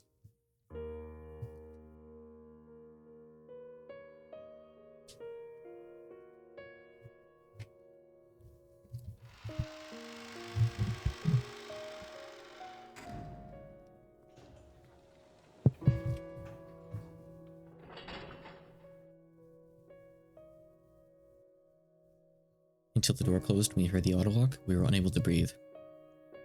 Then, we were finally allowed to take a breath.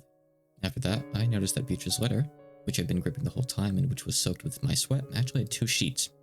The paper had been tightly stuck together, so I mistakenly thought that it was only one. There were no characters on the second sheet.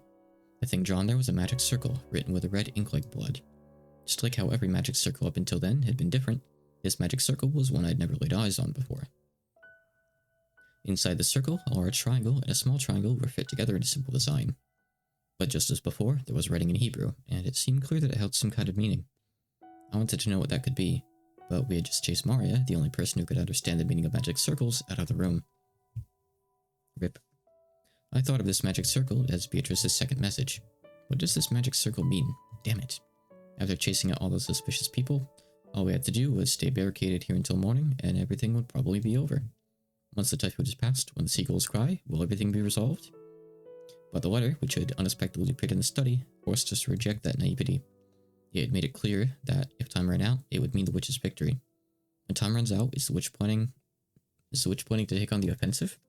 This time, is she planning to display some fearful magical power? Maybe something that could have been used to kill 6 adults at once?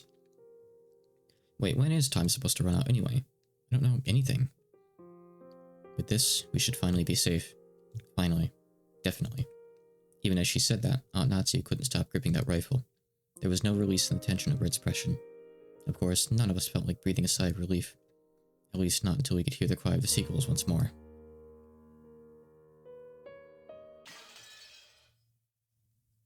Sure is a lot of broken glass around here. Sure does keep zooming in on that clock more and more. It's right about 11:30 right now.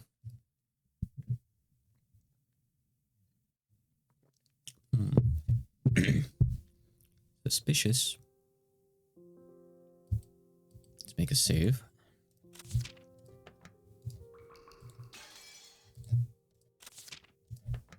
I don't think... Yeah, it doesn't, like, update anything here.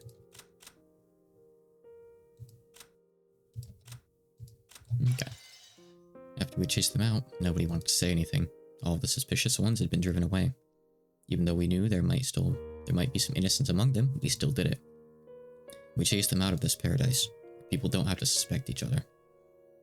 But our motive for chasing them out was suspicion of one person towards another, the worst kind of crime for a human. If we had accepted the existence of a 19th person, of the witch, then we all might still be talking face to face, trusting in each other. I got cat roll in my face. I can feel it. In that instant, we'd agreed to chase out all of the suspicious people. Had that been the right thing to do? During this endless silence, we could do nothing but be quietly tormented by that sin.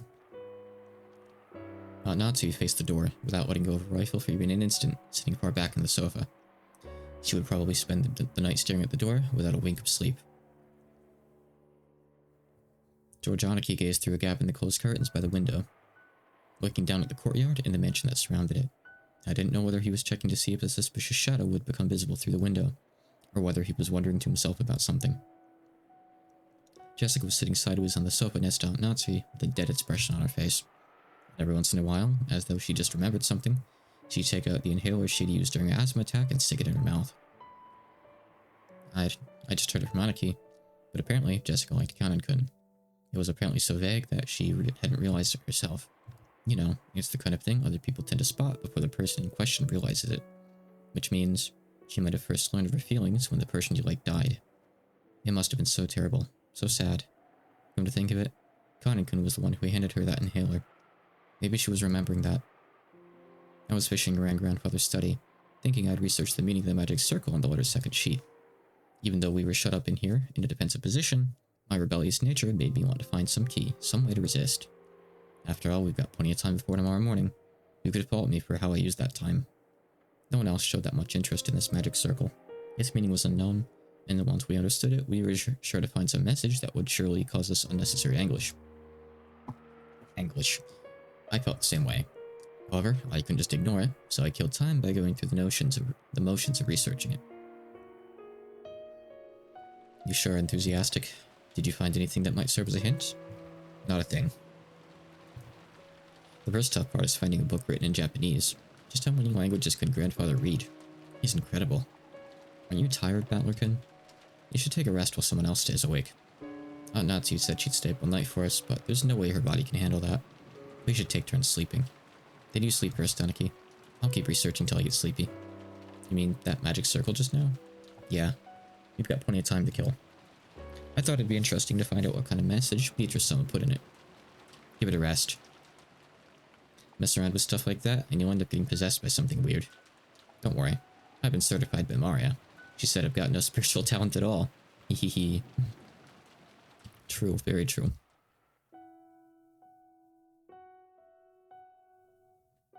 Were we too cruel to Maria? Jessica, you mustn't think that now. But Mom, if Maria wasn't involved and there's a culprit besides her, then she's obviously a soft target for the murderer. If she's killed because of this, then we've just left her to die. The gloomy silence settled once again. It looked like Jessica regretted letting her emotions take hold of her and snapping at Maria.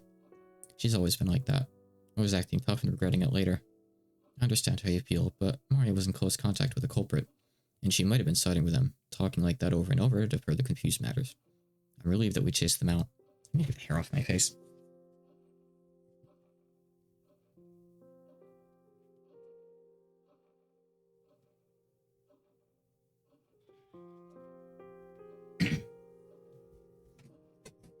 I hope that's a bit better.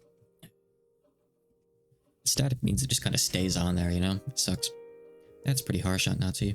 Couldn't have just been the nonsense of a 9-year-old girl. It probably wasn't very convincing to hear that coming from me. I myself thought Maria was creepy on several occasions, even doubting her true nature. And when Maria was chased out of this room, I couldn't deny I'd felt some relief. If that is the case, then tomorrow we will apologize for what we did. I will take full responsibility for chasing them out of this room. This isn't something the rest of you have to worry about. I could feel tragic determination in Aunt Natsu's words. To protect her own daughter, she had resolutely chased out the suspicious ones. And if, as a result, she had to watch the people who had unfortunately been suspected die, so be it. She was prepared to take full responsibility. Why does Maria have to keep saying stuff like that? She's bringing about her own ruin. I think the reason Maria-chan adores witches and magic so much might be Aunt Rosa. Aunt Rosa? What does she have to do with this? Didn't you realize it too, Battlerkin? Maria-chan's real father ran off somewhere a long time ago. Although Aunt Rosa tried to confuse the issue by saying he's on a foreign business trip. Talking about Rosa's son's family has become a kind of taboo in the Ushimura family. I think Aunt Rosa thought about remarrying, but I also believe Maria-chan may have become her shackles and made that quite difficult. After all, she sometimes got really emotional and hit Maria-chan. I agree with you there. It looked like Aunt Rosa was trying hard to like Maria, which means that she didn't really like her. She might have thought of Maria as someone who stood in the way of her remarrying. I think that emotional rejection from her mother must have left some deep scars on her young heart. So she learned about this occult hobby from somewhere and immersed herself in it to bury the holes in her heart. Did you know? To Maria-chan, the image of a witch isn't negative at all. Remember yesterday, at the beach, when she showed us her notebook? Yeah, it was full of all those fun-looking scribbles. Yesterday, when we were down by the beach, doubting the witch, Maria got all riled up and started explaining about witches. And not one of the pages had shown a picture of an ugly witch. They were all brightly colored, beautiful, cute witches who looked like they were having fun. There was absolutely nothing sinister about them, like a boy might have imagined. They were beings adorned with beautiful dresses, who could grant anyone's dreams with a mysterious magic, and who made everyone happy. Maria felt the sorrow of not being loved by her mother. Had she sought help from witches as beings who could give her happiness and save her? Someday, a witch would come, and using her wonderful magic would bring Maria happiness. Even though she believed that, as she grew older, she had to face realities her fleeting dreams were sliced to ribbons one by one. If something claiming to be the Witch of Rokenjima appeared in front of a girl like that, whispering that she'd take Maria to the Golden Land, where Maria could be happy. Now that it's come to this, I want to confess what's in my heart. Throwing out Maria-chan, no, Genji-san and the rest too, was probably the wrong thing for us to do, I think. It wasn't pleasant. Since Jessica had been the one to face them and slam them with words of rejection, her conscience must be tormenting her a lot right now. Then how do you all explain that letter? No one could have said it there except the 4 people standing behind us. I made sure of that with my own eyes. If those 4 are innocent, how was that letter placed in a closed room with 8 people? That's right. When you put it that way, those four really do seem suspicious. But it's all useless. It's all useless. Useless? What is? Right. It might not be worth anything anymore, but let me spin the chessboard around again. In other words, if one of those four really was the culprit, isn't that weird? That's right. Wasn't setting that letter openly on the table the same as confessing that one of them was the culprit? You're right, that's weird. If they were going to do it, you'd think they'd put it in the crack of the door, for example, to make it look like someone had slipped it in from the outside. Of course, they should have known that they'd be suspected if they didn't make it look like the culprit was outside the room. Yeah, that's it exactly. If the culprit was one of those four, setting that letter right in the middle of the table would be both risky and meaningless. But putting aside whatever trick was used to set it there, if we assume that the culprit is someone other than those four, in other words, someone who was outside the room, they had a lot to gain from that letter. Enough, Ballerquin. It's meaningless to discuss such matters now. Natsu-san quickly guessed what I was getting at. No, maybe she'd thought of it long before I had, and had simply held her tongue. If the culprit's outside the room, then they'd be totally stuck the moment we shut ourselves up in a closed room like this. That's right. It's the same as my theory about how grandfather disappeared from this room, isn't it? That theory was that grandfather left the room of his own accord. If the culprit used some tactic to lure him out, and grandfather left of his own accord, then... Come to think of it, when we found the scorpion magic circle on the doorknob to the study, Moria said it herself. Beatrice couldn't get through this door, but she could induce someone to leave of their own accord. Which would mean we fell for the culprit's track completely, and sent us new potential sacrifices. Genji and the rest aren't fools. When they try to protect themselves, they should find the next safest place after this room. They will definitely be able to hide themselves there. Natsuhi hadn't answered the question. Natsuhi herself had realized that if the culprit wasn't in our group back then, that letter would make sense as a trap. However, it wasn't worth the risk of calling back the people she had once thrown out. So Natsuhi, right now, her greatest and only duty was to protect the children.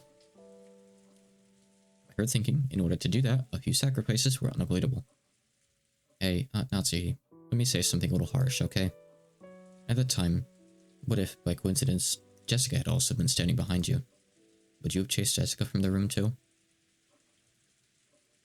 It's true that a lot of brutal things have happened. But as a mother, you thought you should protect your daughter no matter what. Because of that duty, you chased them out, even though you knew that you'd eventually be held responsible for it. It's not like I'm condemning that, but, I was just thinking about what a great mother Jessica has. That's right. You've been dealing with these incidents since morning, and you've been pulling all of us along this whole time without losing your composure. If you were all confused too, the rest of us would probably be in the culprit's grasp by now. So I think we all have to thank you. Thank you. So what you two are trying to say is that you want her to act as Maria's mother too? I always thought of Maria as a real little sister and a daughter, and yet a few things happened, we got a little confused. I've said a lot of mean things to her, hurting her. Please, let's stay together with Maria. No, everyone. There was no culprit among us. The culprit in this case is the witch, Beatrice. Okay? So let's stop suspecting each other. Natsu closed her eyes for a short while. Was she coping with a throbbing headache again, or was she thinking of something? You are my precious daughter, the one I finally received a whole 12 years after I married my husband. I would become the worst kind of demon to protect you. That was some pretty strong language at the end there. She realized very well that her words were an idealized view of what a mother should be, but even so, she was strongly resolved to protect her daughter, even if she had to become a demon. But that was her guilty conscience tormenting her. The day's been so long. So many things happened in one day. We've been driven into a corner so thoroughly. I wonder if we have the right to greet tomorrow the way we are now. There it is. I found it. It's this magic circle. Inside the book I've been flipping through, I had found the same magic circle that had been drawn on the second sheet of the letter. Georgianiki peered at it as well. This magic circle's name was the Third Circle of Mars. The Hebrew written on it was from Psalm 77, verse 13 of the Old Testament. What God is so great as our God? The meaning of the magic circle was discord. Agitate internal divisions and cause the enemy to bring about their own downfall. Wait a sec. Seriously? Would there be a more fitting way to describe a current situation and mental state? We couldn't help but be stunned into silence. So, this letter was a trap? How did they place it here? There wasn't anyone in this room except for the 8 of us, right? Anyway, let's ignore how they got in here for now. The culprit was after just one thing. They wanted to spread the seeds of doubt inside this impregnable room, and use us to throw the sacrificial sheep out. In that case, they're after the people who went out of the room. But Mom, what should we do? Those four are in danger. It wasn't surprising that Aunt Nazi remained unpleasantly silent. Even if this was all a trap with the culprit, even if the four who had been chased out of the room were in danger, it had nothing to do with the safety of the four people in here. And there was no way to prove the innocence of the four people we chased out. If we're willing to let them die, then we shouldn't leave this room no matter what. That way is safest. At that time, suddenly the piercing sound of a phone rang through the room. It was the antique extension phone set on the table in Grandfather's study. It had rung right after we started talking about the letter being a trap. Oh, there was some wind outside. It was natural we'd think of it as an SOS from the ones we chased out. I had my window open a little bit if it's not obvious from the curtains. But then Aunt Natsu spoke. But why a phone call? The phone should be broken down and unusable. It doesn't matter. If that's Maria calling for help. If the problem with the phones was the culprit's work in the first place, then this call is, probably, with that one sentence, the ring of the phone, which had once sounded like a scream for help, now started to sound like a gasoline lure from some unknown person. Aunt Natsu hesitated over whether to pick up the receiver. Let's pick it up, Aunt Natsu. The phones might have been fixed for some reason. It could still be an urgent call from Maria-chan and the rest. That's right. And if it actually is a call from the culprit, bring it on. Why don't we listen to what they've got to say? It's just a phone call. No matter what they babble through the receiver, it's not like it's gonna hurt you. If you don't pick it up, then I will. No, I will take it. Hello? I stretched out my hand to take the receiver, but Aunt Natsu grabbed it before I could reach. Leia held her breath, trying to figure out who the person on the other side of the phone was. But for a while, Aunt Natsu kept saying hello. Silent phone call? There's no way Mari and the others would do something so creepy. Which means, could this phone call possibly really be? Natsu stopped repeating hello and strained her ears. She thought she heard something far away on the other end of the receiver. What was that? Huh? Someone... singing? What do you mean, singing? I don't know. Faintly, from the other side of the phone, I can hear someone singing. I wonder what it could be. Give it here for a sec. Hello? I half forced the receiver from the stun Aunt Natsu's hand and pressed it against my ear. At first, I didn't hear anything, but because I'd been told about it beforehand, I noticed. It sounded far away from the receiver, rather than someone speaking in a quiet voice.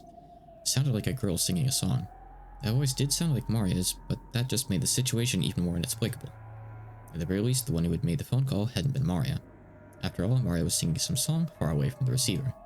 In that case, the one who made the phone call should have been Genji-san, Kumasawa-san, or Dr. Nanjo. And yet, they weren't saying anything. Why? For what reason? The person who made this phone call. Who was it? Hey, hello? Who is it? Answer me. Is that Mario singing? Answer me. What's happening? What is it? I don't know. All I can say is, this is probably a trap and Mario's in trouble.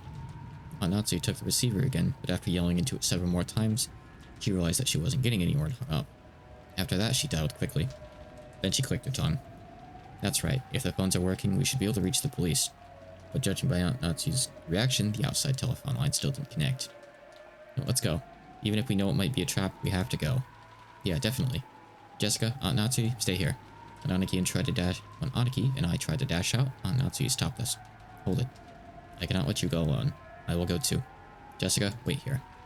What, so I'll be the only one left out? Nice try, but I'm going too. Yeah, it might be better that way. If the goal of that phone call was to split us up further, it wouldn't be a good idea to leave someone to watch this room. There's no time to argue. Let's all go. Aunt Natsu raised the rifle high and took the lead. I couldn't go unarmed myself. I found a 3-pronged candle stand and readied it. Although the pins on it used to fit candles are short, it was almost like a 3-pronged spear. This is a good time to use the bathroom and get some more water. Didn't want to sit in the window after all. 1 minute.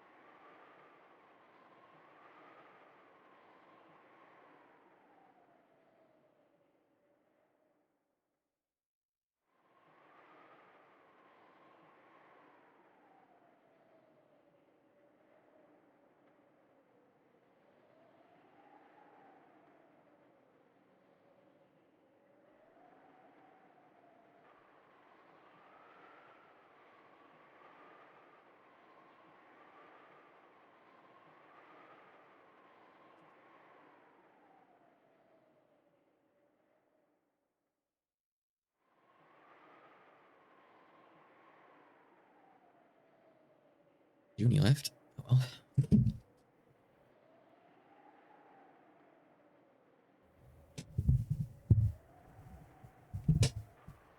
Alright. Time to continue. I can definitely finish this today. Then the four of us left the study. We left the study, which should have been the safest place inside the mansion. By doing this, we had been lured out, even though we had barricaded ourselves in a safe, closed room. Perhaps we were doing exactly the same thing Grandfather had once done when he disappeared from that room. Maria, where are you? Answer me. I listened closely but didn't hear anything. The mansion was vast, and since the passing typhoon was making its last stand, the sound of the rain was even noisier than before. Maria-chan said she wanted to watch TV in the parlor, right? Let's try going downstairs. That's right. Let's try there. Everyone be mindful of your surroundings. Yeah. Without Natsu in the center, rifle readied and her finger on the trigger, we moved in a group, our backs together, checking our surroundings in all directions. It was just as though the magic of that magic circle, designed to spread discord, had worked. We had split up, and furthermore, had been dragged out into dangerous territory. In other words, even now, we were doing just what the culprit wanted us to do. This was a separate world where it wouldn't be odd for anything to suddenly occur. Natsu nervously pointed the barrel of the gun at every dark spot and shadow. It felt like that motion was out of fear rather than caution. But the rifle she'd held in her hand should have been a trump card that the culprit feared. You know, I've been thinking, it wouldn't be impossible to stick one of those ice picks into someone's chest, like in Kanenkun's case. But splitting the skull and sticking it in the forehead, like in my parents' case, wouldn't be that easy. You'd think the culprit had that kind of animal strength. They probably had some kind of weapon, a device that can shoot or pound in those ice picks. The handle was too short to be driven in that deeply by human strength alone. Either way, they have enough force to break through a skull. I heard Kanen's wound reached as far as his lungs. If you happen to see your opponent, don't go forwards. You mustn't move away from my back. Just how sinister and frightening was the weapon that could shoot those creepy ice picks? And could I do anything to combat it with just this candle stand in my hand? In the first murder, the culprit probably assaulted all four of our parents at once as they discussed the inheritance problem in the dining hall. And there were four of us here now. Apparently, I wasn't the only person thinking this. Georgianiki, Jessica, and of course Natsuhi were stretching their senses to the utmost limit, in the highest and worst state of tension, slowly advancing one step, then another. What had we done? Because of the seeds of doubt spread by that one letter, we threw Mori and the rest into the middle of this terrifying world. We finally reached the first floor. Parlor was just across the hall.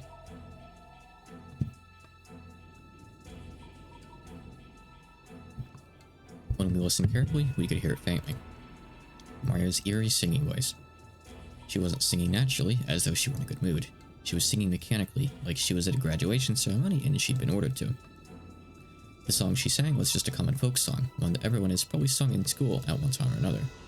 Why that in the middle of the night, alone, with all our heart, over and over? Why? Right after leaving the study, we called out in loud voices, asking Mario where she was. This time, no one said even a single word. We had our breath and the sound of her footsteps, and intensely focused on our surroundings to the point of being completely high-strung, we stepped forward. The door to the parlor was closed, but we could hear Maria's singing voice through it. Natsu put her hand on the handle of the doorknob, and Georgianiki stopped her. I'll open the door. Natsu, Butler-kun, ready your weapons. Understood. Take care. They might attack as soon as we open it. George Nissan, watch yourself. Sure. Then, I'll open it. Huh? He tried to open it, but immediately felt a hard resistance of the lock. Natsu took the bundle of keys from her pocket and gave them to George. There were about 10 keys, and none of us had a clue which was which. Because of this, George had to fumble around loudly and test several of the keys. Since we'd heard our footsteps preparing to make a surprise attack on the room, this spelled almost fatal. The whole time, we could hear Maria's voice from the parlor, singing the same song over and over. It was like a broken, crazy cassette tape. We'd been in that room almost constantly since morning. All the frightening things had occurred outside that room. That had left us with the impression that only this room was safe. That baseless impression was quickly falling apart. It's open. Thank you. George-kun, Jessica, move behind me. Natsu, let's jump in at the same time and split up in different directions. If we just stand around after opening the door, those ice picks might fly right through the center. I agree. Ready? Hehehe, I really wish I could say no. I readied myself. If they're going to be throwing ice picks, I'll whack them with this candle stand. Go.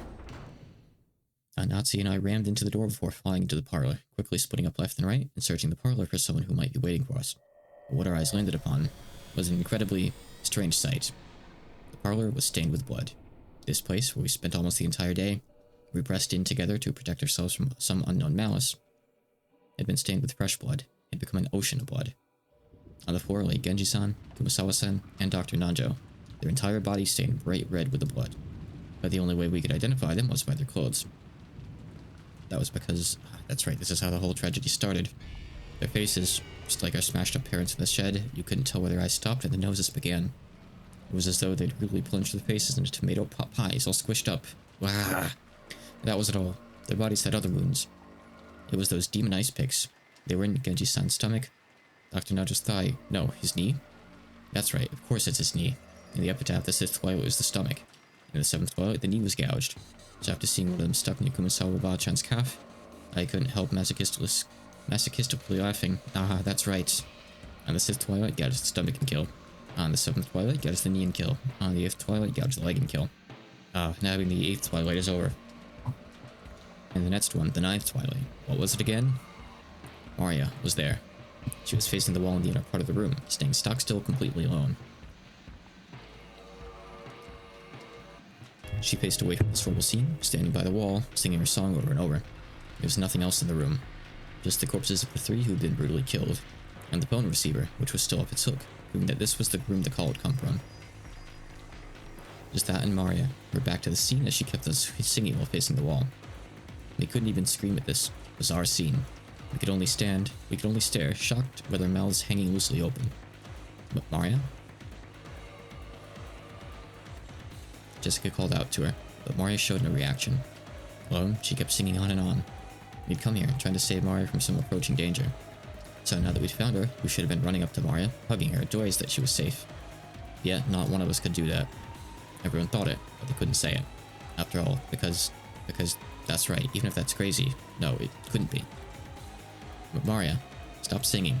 Are you listening? At some point, Aunt Natsu and I had pointed our weapons at Maria's back. I yelled at Maria in a violent voice, but there was no reaction. She just kept singing.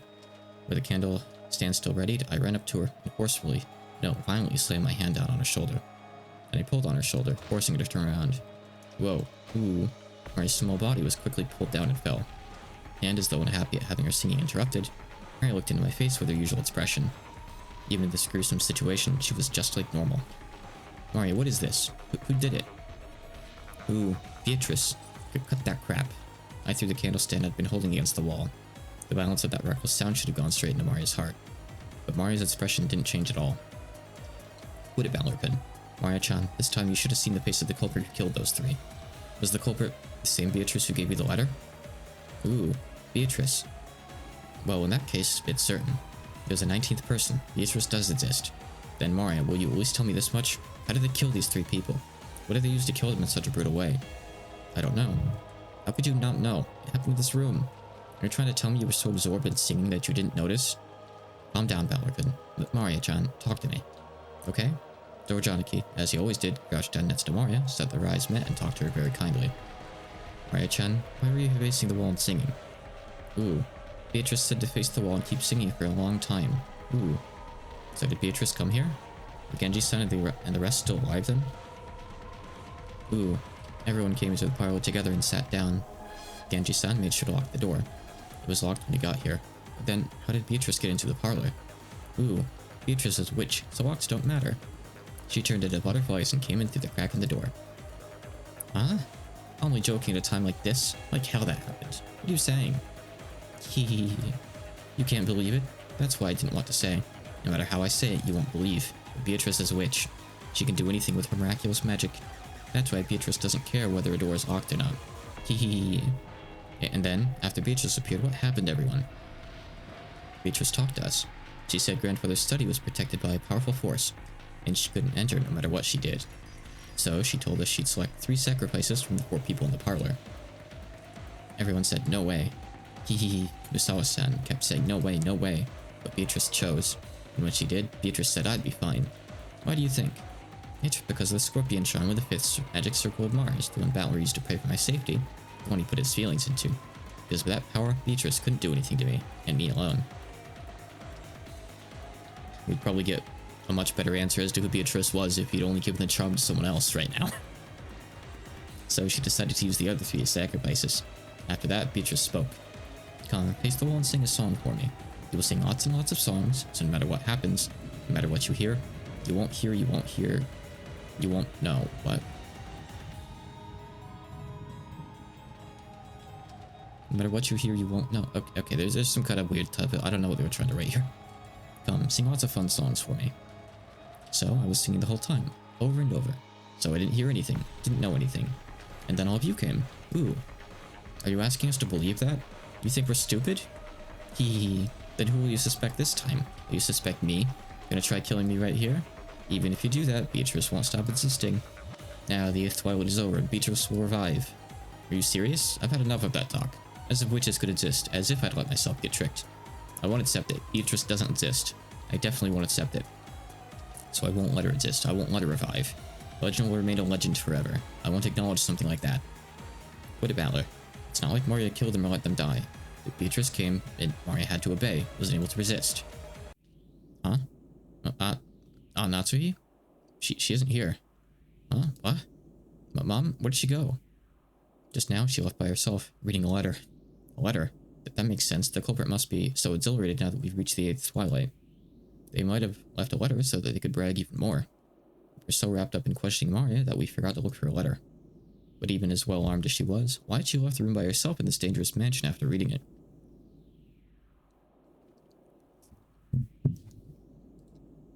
We can read the updated things, by the way, as well. Why not? Family Dr. Nanjo, found in the parlor. His thigh had a weapon resembling an ice pick sticking out of it, and his face had been smashed. Yeah, it's just going to say the Twilight Saw. Yep, okay, there isn't really any point reading any of this. Genji 2, okay. Yep, whatever. 5 people left alive right now. What happens next? Jessica tried to chase after her and tug at the handle to the door, but it resisted strangely and went open. Mom, what's going on? Open up, open up. It was only natural. Natsu had picked up the candle stand, which Battler had thrown at the wall, and reached onto the floor. She had then skillfully wedged it between the doorknobs on the double doors like a bolt, holding them closed. The intricate design of the candle stand caused it to get caught solidly, and it really did make a sturdy seal on the door. The tragic scream of a daughter for her mother. Did it reach Natsu's ears or not?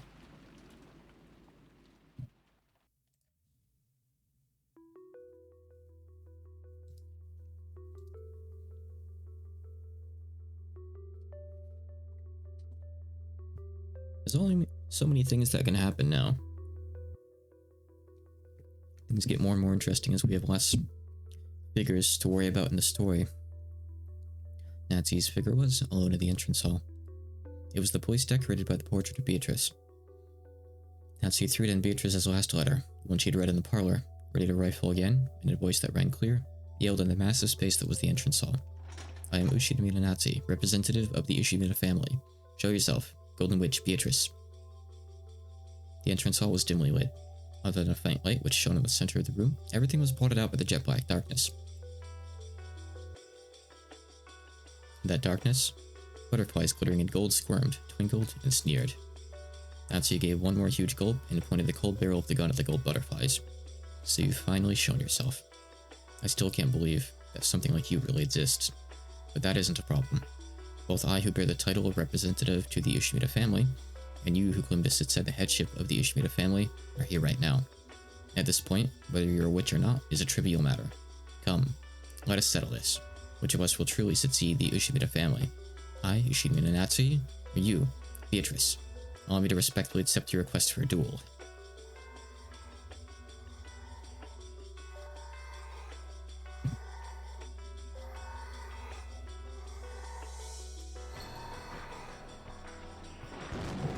The gold butterfly slowly formed a human shape, which walked into the dim light. Natsu readied the rifle and glared.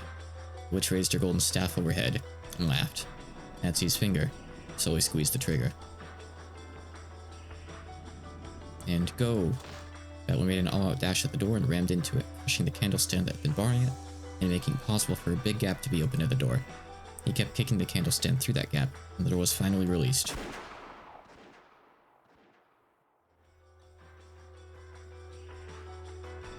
At that time, they heard it. They certainly heard the crisp sound of gunfire ring out once. Mom. Mom. Jessica-chan, you mustn't run off by yourself. Was that the sound of a gun just now? Did Aunt Natsu shoot? At whom? At the culprit? The noise had come from the entrance hall. And the entrance hall looked like a stage. Like the heroine of a tragedy, on the ground and bathed in light. Right in the beauty of that silence, Aunt Natsu lay face up, crumpled on the floor. Half crazed, Jessica ran up to Aunt Natsu. On Aunt Natsu's forehead, it was almost as though a sparkling shard of pigeon blood ruby had been placed there. And from it, one stream of blood makeup passed by her eye, began to traverse her face. This faint smell of gunpowder smoke came from the barrel of the rifle Aunt Natsu still grasped. Was it updated? Yes. Found shot to death in front of the witch's portrait. How impudent of her to challenge a witch with nothing but a mere gun. Of course she'd end up like this. Hehehe. Huh? Then she shot herself in the forehead? Why? Mom. Yeah. Everyone's parents are dead. I don't get it. Why did Aunt Natsu run away alone? And why did she shoot through her own forehead? Maria-chan, Aunt Natsu left the room after reading a letter, right? There's no letter here. Damn it, what did Aunt Natsu read and why was she lured out here? I don't know. Who cares about that? What the hell? Why did she kill herself? Why did she leave me all alone? Ah. Jessica clung to her mother's corpse, crying earnestly.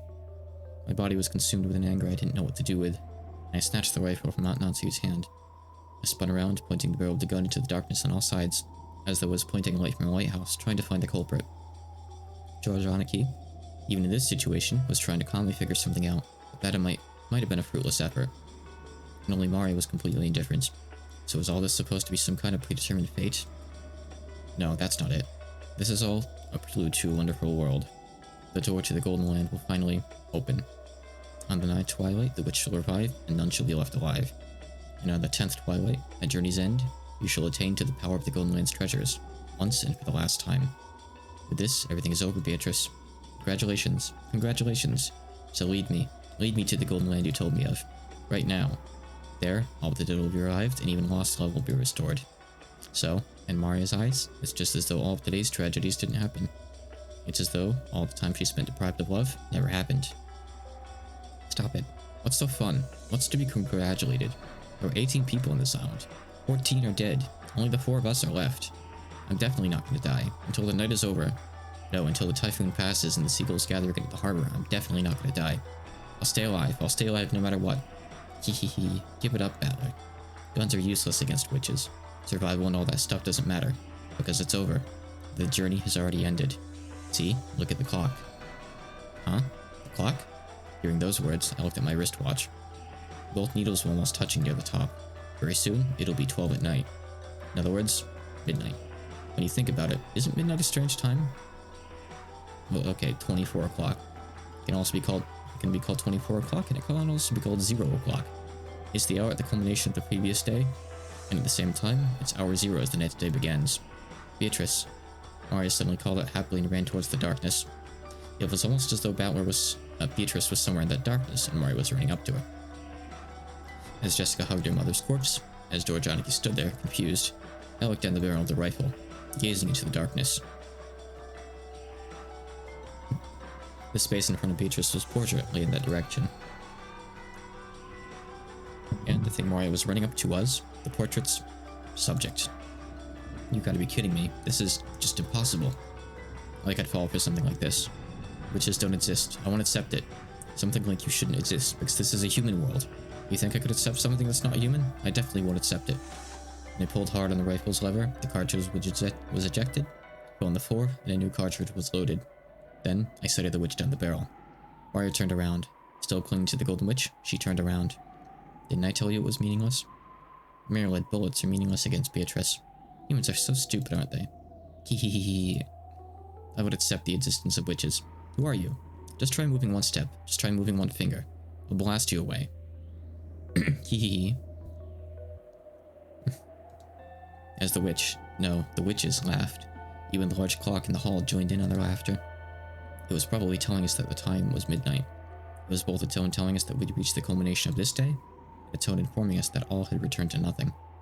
The rule that the witch would win when time ran out had already been revealed. Battler, George, Nichan, and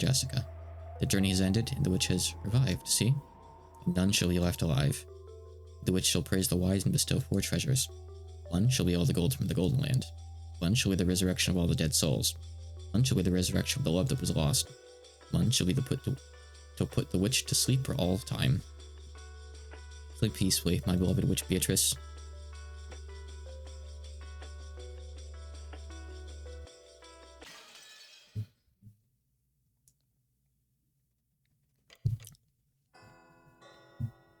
I knew I could finish episode 1 today. Figured there was about this much left. We're not quite done yet, though.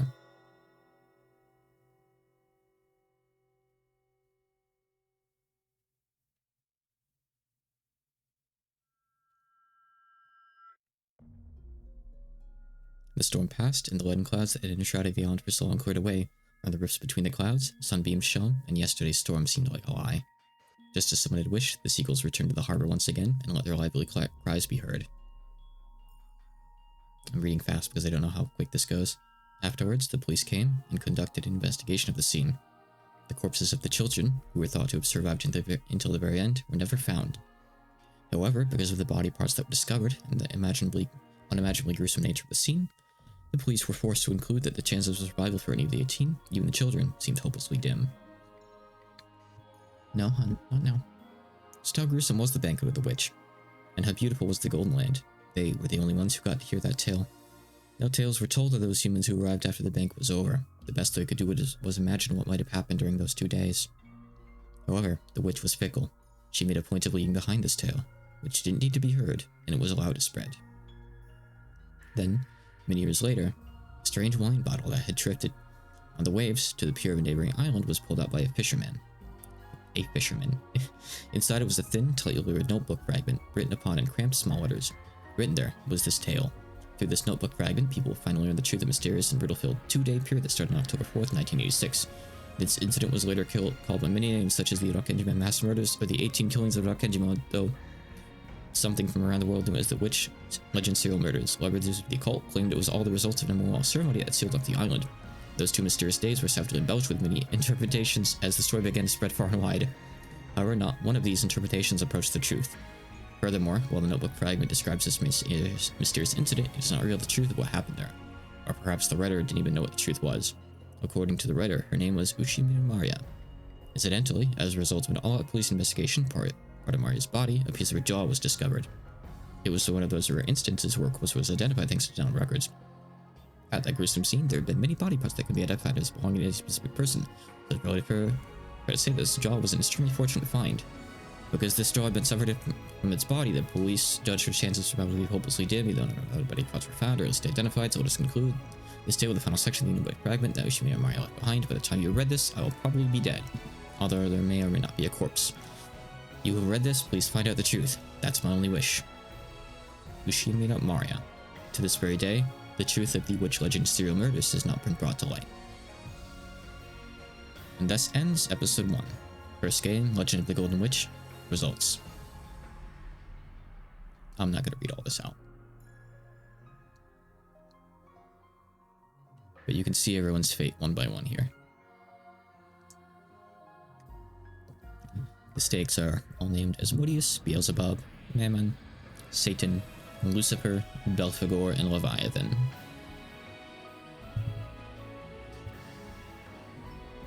Beatrice survives. Nazi dies in a duel.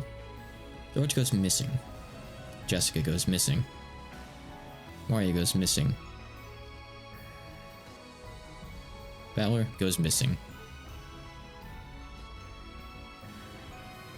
George, Jessica, and Maria get invited to the Golden Land, but it's unclear what happens to Balor. The witch will praise the wise and should bestow 4 treasures in the Golden Land. There, they chose to revive the souls of the dead and the love that had been lost. After all, no matter how large amount of gold they might have desired, it would have been out of their grasp. George chose his lost fiancé. Jessica chose the boy she had liked and lost. Maria chose the lost love of her mother. Sleep peacefully, Beatrice. Let nothing disturb your slumber ever again. The winner is the Golden Witch Beatrice. Time ran out before even one of the 18 people could solve the riddle of the gold. All 18 died. The seagulls cried. None were left alive.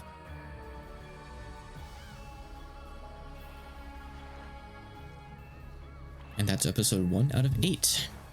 There's a bit more though. There's still a bit more before 2. I'm sure anyone would be wondering, well, everyone's dead. What the hell happens in 2? Well, we'll get there soon. We'll get there soon. I'll probably start it tomorrow. But I have a bit more to do today on this. New feature. Let's go check out our new unlock. Tea party. You've done well to make it this far. Have you enjoyed your stay on Rokenjima? The Golden Witch has granted you an invitation to her tea party. We hope that you choose to attend. This also marks episode... Well, no, actually not quite. We have to do the tea party first. There's a tea party, which is kind of like an epilogue, a post thing to each chapter.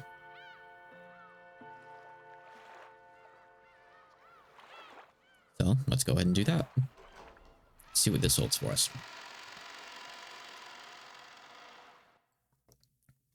Purgatorio. Purgatorio.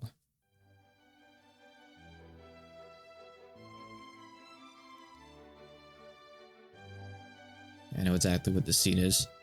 Hey everyone, congrats on finishing Umineko no Naku Koro. Man, I still didn't have a clue what was going on when the story ended. So just what happened? Was that basically the bad ending where time runs out before the culprit gets exposed? Ooh, definitely a bad ending. Ooh. That's right. Beatrice's letter, which Maria-chan read on the first day, did tell us in advance to solve the riddle of the epitaph. We were all so busy trying to protect ourselves and look for the culprit that we didn't even take a shot at it. That's right. If we had actually tried to solve the riddle, maybe things would have ended differently. I wonder about that. Shana-chan, you did a good job too. You don't have to be our waitress and serve tea. After all, this is a rap party. As a group of people who met a horrible fate, let's all get along and lick each other's wounds. Lick, lick, lick. Speaking of a horrible fate, Shana beats the rest of us hands down, doesn't she? She was such a beautiful character, so I thought she'd definitely survive until the very end. But she was killed right at the beginning, and on top of that, what was it? Her face was smashed, right? That's the worst. That was my role, so, there was no way around it. Nay-san, it's nothing for you to worry about. Judging by the last epilogue, even my lady and the rest of them met an extremely tragic end. It seems so. I think I remember seeing this horrible picture, kind of like my entire body had been eaten apart and dismembered. Speaking of which, don't you think Kanen's last moments were the coolest? Even though he had the tables turned on him, it was a showdown with a culprit, right? It's a whole bunch better than our confusing last moments, right? Though in the end, I wasn't able to get a solid hit in. Still, I think Kanen's death was a big hint. After all, because of that, the existence of the 19th person was made clear. That's right. At that time, everyone's location was obvious. So it was impossible for anyone other than some unknown 19th person to kill Kanen. Unless maybe Kumasawa didn't lie, I guess. There was still that possibility. Ooh, I said it was Beatrice from the beginning, over and over. Ooh. I don't want to believe it, but that does prove that the culprit was a witch calling herself Beatrice. That's right. There were many strange things that happened that a human couldn't do. Ooh, only a witch could do things like murdering Aunt Ava in that closed room. A human couldn't do it. Ooh. Not only is the existence of a 19th person clear, but it's also obvious that this person holds a power that humans can't even imagine. In that case, I don't think there's anything wrong with calling this person Beatrice. We probably met at the very end. Met with the Golden Witch. Like I kept saying, Beatrice exists. I don't want bad because no one ever believed. Ooh. Even one of her witch friends says that miracles won't occur if you don't believe. Ooh. That's right. Beatrice-sama is generous to those who respect her. It seems to me that Maria-sama was never a target of Beatrice-sama's wrath up until the very end. Up to the very end, despite the horrible crimes that occurred one after another. Well, Maria believed in Beatrice from the very beginning. If that's the case, how do you explain why you and the rest were all killed? You guys believed in Beatrice just as much, right? Beatrice-sama probably had her reasons. If the song of the epitaph represented Beatrice-sama's resurrection ceremony, many sacrifices were needed. He must simply have been designated to be one of those. Shana-chan, you met a horrible end. At the very least, I wish your death could have been more peaceful and pretty. Well, it's not like it hurt. Anyway, right now I'm perfectly fine, so don't worry. After seeing him stroke Shannon's cheek, which had been crushed during the story, everyone laughed out loud, smiling. Well, it feels a bit weird saying this, but I was sure this story would fit into the standard mystery genre. I'm a bit surprised to find out that it's a fantasy. After all, checking Discord. I see. After all, a Western mansion shut away from the outside world on an isolated island with an inheritance problem on everyone's minds. Sounds just like a typical mystery novel to me. Ooh, it's not fantasy. Beatrice exists. Ooh. Yes, we understand. Beatrice-sama does exist. That's right. Oh, hold on, I think stuff in here might get updated. Yeah, we get some stuff. She admitted Jessica, even though she was given a precious invitation to the Golden Land. A single fool refused to believe in the witch, and all the magic disappeared. She was then chewed to bits by demons and went to hell. And we get essentially the same thing. These two. Except Maria.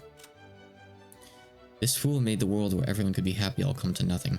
Though Beatrice is extremely angry, she also seems to be enjoying herself immensely.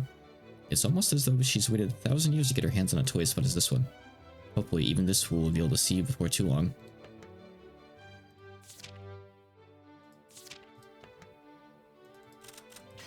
That should be all. That's right, Beatrice Sama does exist. I hate to admit it, but I've got no choice, because it's obvious that a 19th person, a witch, was involved. Many things happened that'd be impossible for humans. During the story, we tried to deny that in all sorts of ways, but now I can say it for sure. Each crime, every single one, would have been impossible for a human. They'd be impossible to carry out unless it was the witch Beatrice, using all the power magic could provide. The culprit was a witch. That point's perfectly clear. Heh, long live Beatrice, haha. Ooh, everyone believed. I'm so glad. Ooh. Gods and witches might seem terrifying to people who are frightened of them, but I think they must be affectionate to those who believe and respect them. I think you're right. So this murder case game is finally over. Now's the time to pull ourselves together and try hard to solve the riddle of the epitaph, just like Beatrice said, right? Ooh, I agree. Beatrice will definitely be happy. Haha, everyone ignored that letter during the story. Even though it was thrust right in front of us, we almost completely ignored it. I kind of feel sorry for Beatrice-sama. I've got the epitaph written down right here. Let's all solve it. Let's all solve it. This story probably went wrong ever since that time. That may be so. Maybe we should have tried solving the epitaph's riddle from the beginning, like Beatrice said. Well, it's a little late now. Even so, let's try solving it now and see if the witch forgives us. Let's go. Let's try to solve the riddle of the epitaph. It was something like, hold the sweet fish river running through my beloved hometown. Maya put her notebook on the table and opened to the page where the epitaph was written. Everyone stared at it, getting really into it as they started guessing this and that about the riddle. Surrounded by the smell of black tea and freshly baked vanilla cookies, they spent the time comfortably and happily. But wait a moment. Hold on a second, you guys. But Ballard spoke in a way that cut through the conversation. His expression looked a little unhappy. What could he not like about all this fun? I've been listening to you guys for a while, but why did you all stop thinking? Why are you so sure that the witch was behind all this? Don't you realize something like that can't exist? With just those words, the happy atmosphere surrounding the tea party evaporated in an instant. George and Jessica, Shannon and Cannon, and Maria, all of them stared blankly, wondering what in the world Battler was talking about. Even the foolish, arrogant Battler realized that he hadn't chosen his words well. But because, isn't it clear that these crimes were impossible for a human? That's right, that's right. None of the cases would have been possible for a human. That's true. After all, wasn't it full of things that humans couldn't explain? I don't understand what you're saying, Battler-sama. I'm the one who doesn't have a clue what you guys are talking about. Isn't it obvious that humans committed these crimes? There's no way something like witch exists, right? Then, what about when I was killed in the storehouse and something horrible was done to half of my face? If the culprit was human, how could they have accomplished it? Well, it's hard to imagine how they did something that awful. But that was the Rose Garden storehouse, right? I'm sure there were plenty of weird tools in there. I'd say they used some electrical tools like a grinder or an electric saw. Then Battler, how do you explain Grandfather's disappearance from the study when it was a closed room? Even though the door was sealed, Grandfather just suddenly disappeared, right? We talked about that during the story too. It's not impossible that Grandfather used some trick to fool the receipt. It's also possible that he went into the window, fell down, and Aunt Nazi locked the window from the inside. I could think of a bunch of tricks you could use without relying on magic. That makes sense, but in that case, Battler couldn't. How do you explain the way my parents were killed in the guest room? The door was sealed by the lock and the chain. Naturally, the window was sealed too. How do you think a human could have killed my parents? Well, we did have to leave that trick alone during the story. Anyway, there's at least a good chance the culprit had a key, and it was possible to look in through the crack of the door that the chain allowed. I know this is a stretch, but it's possible some device was used through that crack. Like maybe they stuck something through it? Well, even though a door chain is incredibly simple, it's a big factor in setting up a closed room. Still, there's probably some closed room trick they could have used. If you bought some closed room mystery novels from the bookstore, you could probably find some trick that fit perfectly. Anyway, I can't think of one now, but I claim that there's nothing humans can't do if they try hard enough. Isn't that argument horribly irrational? It's just ridiculous to claim that it's possible for human to do something, even though you can't explain how. Why is that ridiculous? Why did all of you stop thinking? Even something that looks impossible has to be doable. Doesn't it always work like that? Battler, you're the one being ridiculous. If you think a human could have done it, try explaining how. You can't, can you? And you're okay with saying the culprit is a witch just because I can't explain it? With that argument, all the unsolved crimes of the world could be resolved by saying a witch is the culprit. Battler, you're sidestepping the issue and you aren't explaining anything. Or saying a human couldn't have done it. Therefore, the culprit is something that isn't human, and that something is a witch. And yet you keep arbitrarily deciding that witches are impossible even though you can't explain anything. Hehe, it's almost like humanity was during the Dark Ages. Like those fools who claimed the heavens spun around the earth. Those who said the earth could be spinning, even though they couldn't explain why. That kind of argument kind of pisses me off. So this is basically what you're trying to say. If I can't explain how a human could do it, then I must accept that the culprit is a witch? It's not like we're forcing you to go that far. We're just wondering. We were just wondering on what basis you could say such nonsense. Nonsense? Hey, have I really been saying something that weird just now?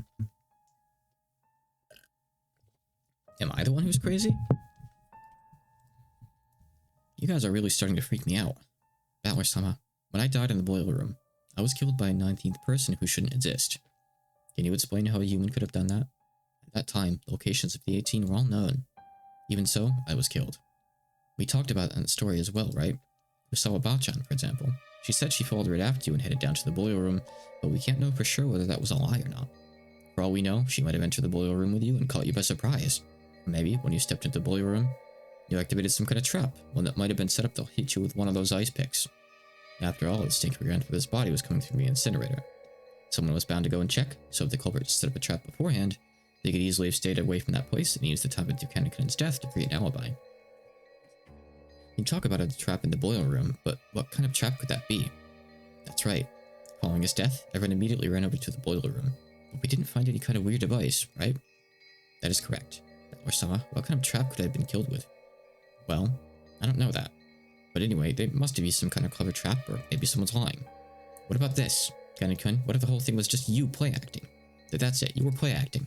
Ante and Uncle Hideyoshi were also play acting. They made the closed room themselves and are only pretending to be dead. Battler, has your head been, feeling okay? Should I bring some cold drinks? Don't look at me with those pitying eyes. I'm not saying something that crazy, right? I'm just pointing out some possibilities you might find if you think of it all as a trick. Look, isn't it a pretty classic trick in mystery novels to have one of the victims just be playing dead? A classic trick? In other words, when Kanekun was killed, we knew for sure where all the rest of us were. And let's assume that Usawa-bachan wasn't lying. But that's only counting the survivors. What if the culprit pretended to be dead and joined a group of real victims, so we'd lose track of them, and then acted on their own later? Everything would be explained. Huh? So were you trying to say that Aunt Ava or one of the others was the culprit? But didn't Dr. Nanjo confirm all their deaths as a doctor? That's right. Dr. Nanjo checked all the victims. Battler-sama, for your theory to work, wouldn't Dr. Nanjo have to be one of the culprits too? Yeah, that's right. Once you consider that Dr. Nanjo might have been one of the culprits and faked the proclamation of death, the whole story changes. See, that's also a classic trick in mystery novels, isn't it? But Dr. Nanjo was also killed, right? About that. That's right. Dr. Nanjo faked his death. After all, there wasn't anyone except Dr. Nanjo who could examine corpses properly. And everyone was really confused then anyway. We didn't have any spare time to check and see if he still had a pulse. With this theory, any one of the dead people could have been walking around. I think it would have been harder for the 6 of us who died at the beginning to do that. After all, the shutter was closed, and there was a padlock that couldn't have been opened from the inside. That's right. Mom was holding onto that key. So was Mom one of the culprits too? Wait a sec. Maybe it was impossible for this first 6, but in the case of Anaki's parents, the door was only locked on the outside. So they could have opened it from the inside. That's right. After we left the room, maybe they jumped out the window and got to the boiler room first. Is that too much of a stretch? Maybe Dr. Nanjo made a mistake when examining the corpses. Look, he said it himself, right? He said there's a very high probability of making a mistake when examining corpses. If you disguised it well enough or prepared a substitute body, you could fake your own death. Let's leave the method or trick they used for later. And you see, it's not that hard to deny a 19th person existed, right? Much less a witch, right? At least that much is completely impossible. I don't know why you've been trying so stubbornly to say that one of us is the culprit. Hehehe. In other words, you want to suspect one of your relatives? That's not it. It's just, I can't easily accept that a 19th person existed. And even if one did, I think we should construct our argument from the point of view that the culprit was a human. Only accept that it's a witch in desperation at the very end after everything else has been disproved. There's no way witches exist, right? Why has everyone been casually accepting that the culprit was a witch? I think it's great how your family laws makes you hate the thought that someone close to you is a murderer. But is it okay to let that fool you? Don't you want to find the detestable culprit who killed so many people? Aniki, don't you want to avenge your parents? Jessica, don't you want to avenge Karin-kun? And Karin-kun, don't you want to avenge Shana-chan? Shana-chan, you should at least want to know who was killed that killed you. Why has everyone totally surrendered and decided that the culprit was a witch? What's wrong with all of you? The foolish and short-tempered battler tried to force his ignorance on the others and yelled at them. However, everyone just looked at him pityingly, silently watching over him. At that time, the wise Mario laughed and pointed out Battler's mistake. Hehehe. I'm shocked. All I see is you repeating this nonsense, thinking you figured something out, Battler.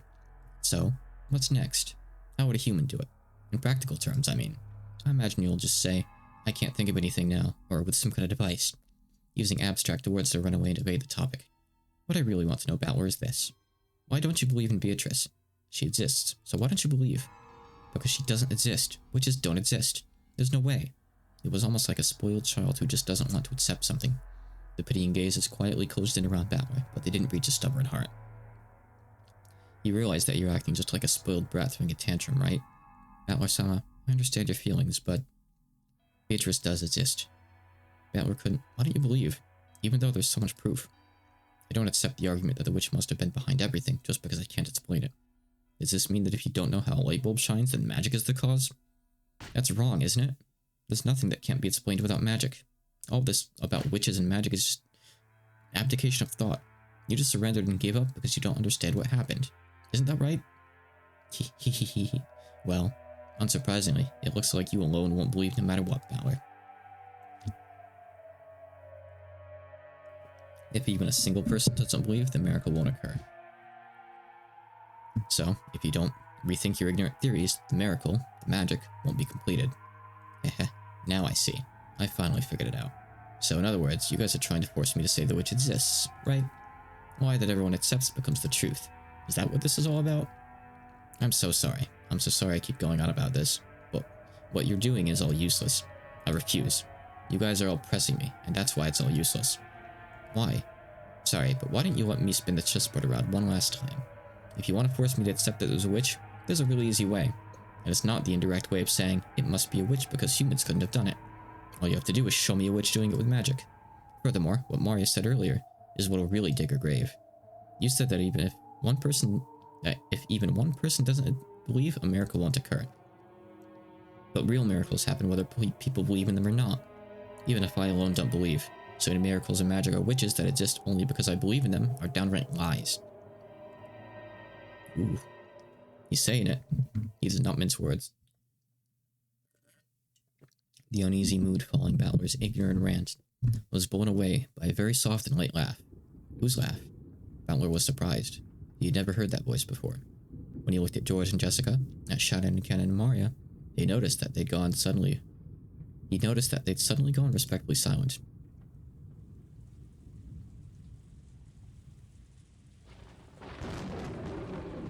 It's finally time. She's here. Beatrice. How amusing. I haven't met such a charming human for quite some time. But who are you? Don't you even know the host of the tea party you were invited to? How amusing indeed. This is Beatrice-sama, the golden witch who has lived for 1,000 years. It is an honor to be graced with your presence, Beatrice-sama. Please forgive Battler-kun's ranting. This guy's just stubborn, and he still doesn't understand the situation he's in. What a treat this is. Most witches get tired of living after the first 1,000 years. How nice it is to meet a man with backbone such as yourself every once in a while. It is quite an honor to be present when Beatrice shows herself, Battler. Heh. How astonishing. Are you really that desperate to make me believe that a witch, that a 19th person is the culprit? This is starting to get interesting, and it's all useless. You must be the illusion that Maria and the others call the witch Beatrice. And you'll only be allowed to exist if everyone believes it. You have that kind of a half-existence, right? That's why you want to make me believe, too. You can't exist because I alone don't believe in you. Isn't that right? Your powers of comprehension aren't bad for a mere commoner who knows nothing of magic. Yes, it seems you were born with a strong magic-resisting power. You're a natural enemy of us witches. No matter how much we turn your world upside down, you never believe in us. Therefore, the magic won't succeed. I accept that attitude of yours. I've got no clue what you're saying. It's very kind of you to go to all the trouble of showing yourself to us, but I don't believe you exist in the slightest.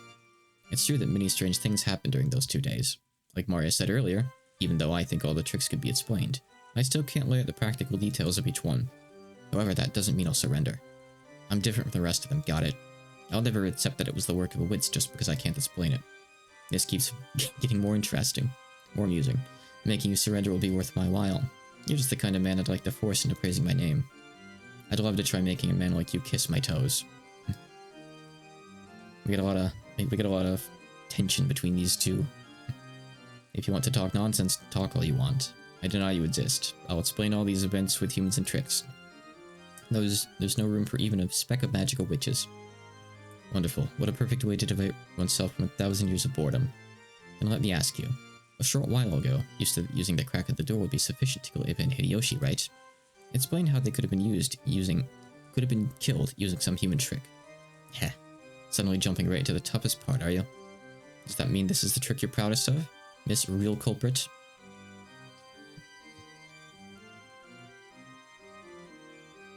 With a shake of her golden pipe, gentle, multicolored smoke trailed out of the end. The smoke quickly obscured the surroundings, and they were suddenly in the hallway of the mansion.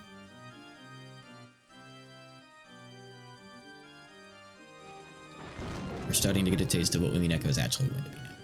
The door in front of them, slightly open but secured by the chain, was... That's right, it's the door to the room where Eva and Hideyoshi were killed. That nice trick. Very well. Show me what you would do through this small crack, Battler. They probably had some device to shoot those ice picks. If they use that, how would they reach Eva over in the bed when you can't see that far through the crack? And how would they reach Hideyoshi in the bathroom with the door shut? Damn, there's a crack. There should be some way. If you can't think of one, allow me. Oh? How would a witch do it? Come on, let's see your little trick. Battler, you're being rude to Beatrice. How nice, how nice. What a charming man. That will make it even more fun. Even more fun to force him into submission.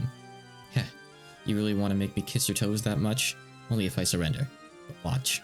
I'll definitely expose this trick, and then I'll make you kiss my ass instead. Battler and Beatrice are such amazing characters. I love them. I love their chemistry. What a delightful man. I'll remember that promise. Weak witches kiss the behinds of demons to gain power. Because there's no more humiliating oath. Just being told that makes me want to force you into surrender. Paying no mind to Battler's worthless ranting, Beatrice once again shook the golden pipe. That's right, that golden pipe was our precious magic cane. Come arise, children. I am the guide of purgatory. Forgive the deadly sins and hold the 7 stakes. Guided by those magic words, which sounded like a command, 7 stakes gathered. They were the stakes of the 7 demons symbolizing the deadly sins of sinful people. Beelzebub and Asmodeus, come, forgive the sins. Release the spirits of the sinners. What? The picks of Beelzebub and Asmodeus responded to Beatrice's call. The 2 stakes of the demons were sucked in through the crack of the door, like billiard balls struck by a cue stick. Then, several scattered noises refracted through the wall, making a sound like a woodpecker. And at the end, a pleasant sound could be heard.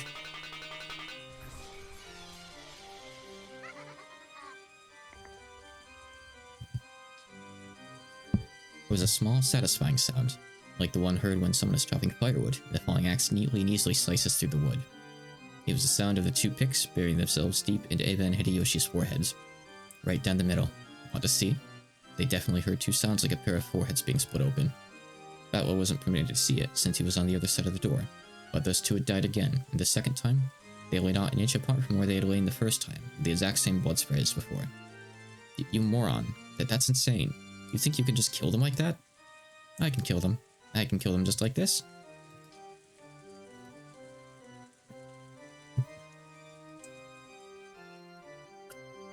Suddenly, they were no longer in the hall, but seated at the tea party they had started from. Everyone but Battler was sitting meekly, but Kennen was moaning, fresh blood dangling from his mouth. What a rude thing to do at a tea party. Satan's stake was buried deep into Kennen's chest. A gap. Kennen couldn't. Damn it. Battler was the only one getting agitated. George, Jessica, Shannon, everyone else was meekly hanging their heads like students being yelled at by their teacher. Kennen was captivated by a trifling anger and tried to disturb my banquet. Being easily captivated by anger is your deadly sin. Cleanse yourself, repent, and do it over. Beatrice-sama. Beatrice-sama, please forgive him. I think Kanan-kun has repented enough. Wonderful. I am generous to those who respect me. Don't screw with me. Do you think I'll accept your existence because of this cheap act? Like hell you're a 1,000-year-old witch. Your tricks aren't 1,000 years old, they're just the sum of a century of classic tricks from the mystery genre. There's no such thing as magic. Definitely not. All of the crimes can be explained with humans and tricks. You would explain my 1,000 years with 100 years of humans? Good, good. This is precisely why I've taken a liking to you. Foolish battler. Hehehehe. Cut it out, Battler-kun. You can't. Go against the witch. Ugh. Shannon started nodding, holding her cheek. Maybe she had a toothache. But apparently it wasn't a toothache after all. A slight redness spread across the cheek Shannon was holding. It looked like that redness was causing Shannon unbearable pain. Her fingers were pressing in against her cheek, and drops of sweat appeared all over her body. Shannon, hang in there. What's going on? Damn it, what the hell is that red stuff? It expanded rapidly, covering half of Shannon's face. Then the stupid dunce battler finally realized. Please, Battler-kun, please believe in Beatrice. I beg you. Because you won't believe. The magic is dissolving. For the first time in his life, Battler heard that sound like a pomegranate splitting. The red spray even landed on Battler's face, where Shannon's face had been split in half, and her last horrible moments in that storehouse were repeated once again. Shannon. Yeah, damn it. Stop it. Don't humiliate the dead.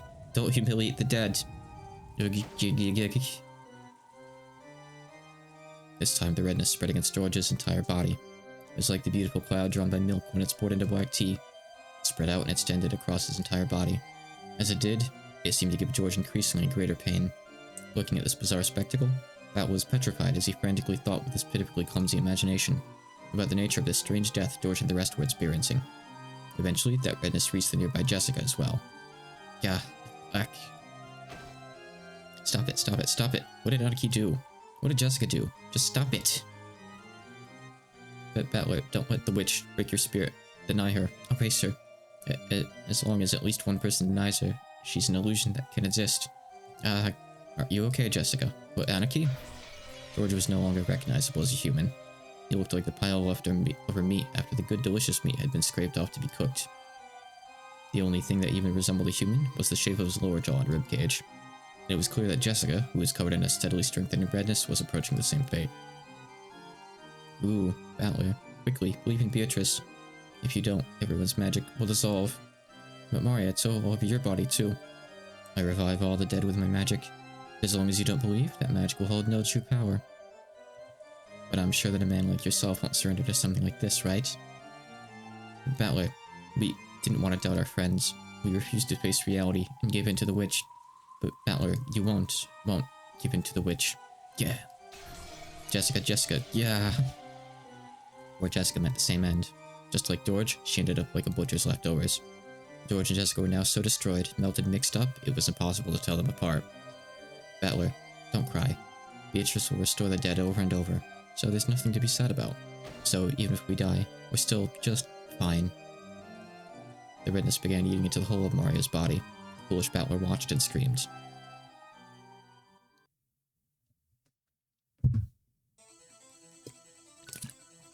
I won't forgive you. I'll never forgive you. A witch? Magic? I'll risk my body and soul to deny you. No matter what happens, I can't accept you. Now that you've gone so far to piss me off, I'll never forgive you. I won't forgive. I definitely won't forgive you. You regret making me, Ushidna Battler, your enemy. I'll deny you no matter what. No matter how baffling things get, it can all be explained by humans. I'll erase every cell of you from this world. Well said. Battler, was it? That's just the thing to divide me from my 1,000 years of boredom. Come, explain. Try explaining it all with humans and tricks. And learn how lowly humans are. Let's see if what humanity has built up in 100 years can oppose my 1,000 years. That's what will make forcing you to submit so pleasant. So tell me, you who call yourself Battler, what about Maria's letter? How the 6 were killed? The shutter? The receipt seal? The closed room with a chain? Cannon in the boiler room? Genji and the others in the lounge? Natsu's suicide? The riddle of the epitaph? The location of the hidden gold? He's got a lot of problems in front of him. Yes, Battler, why don't you show me the power of humans?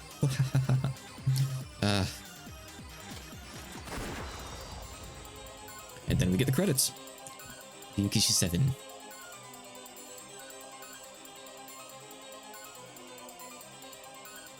I would say this is a good time for me to go use the bath, but I don't know if they'll come up in here that I have to read.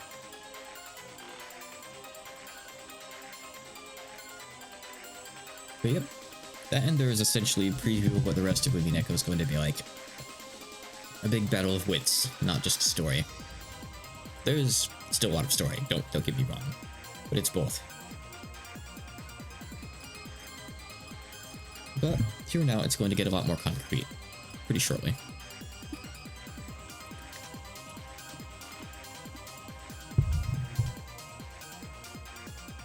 Electric guitar. I'm not translating the credits. I think everyone knows that. That would be silly.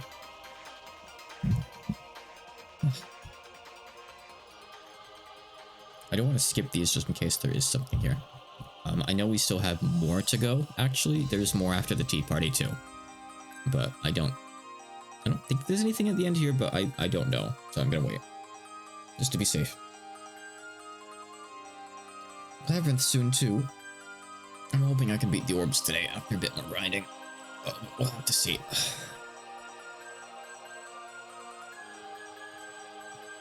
Okay, I think it'll auto-advance here. Clicking doesn't do anything. Oh, right, clicking does. Unless that was just timing.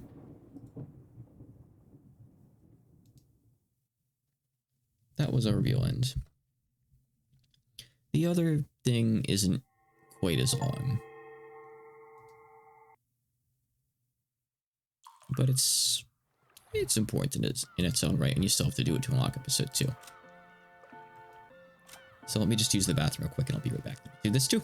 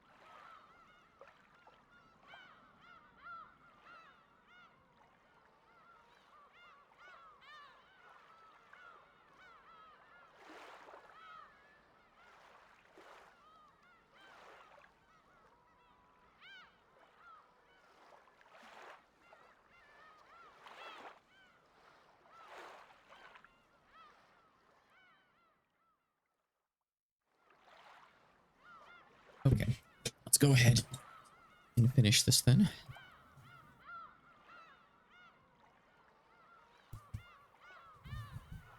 Alright, once this is over, we'll actually finally be done with episode 1 for real.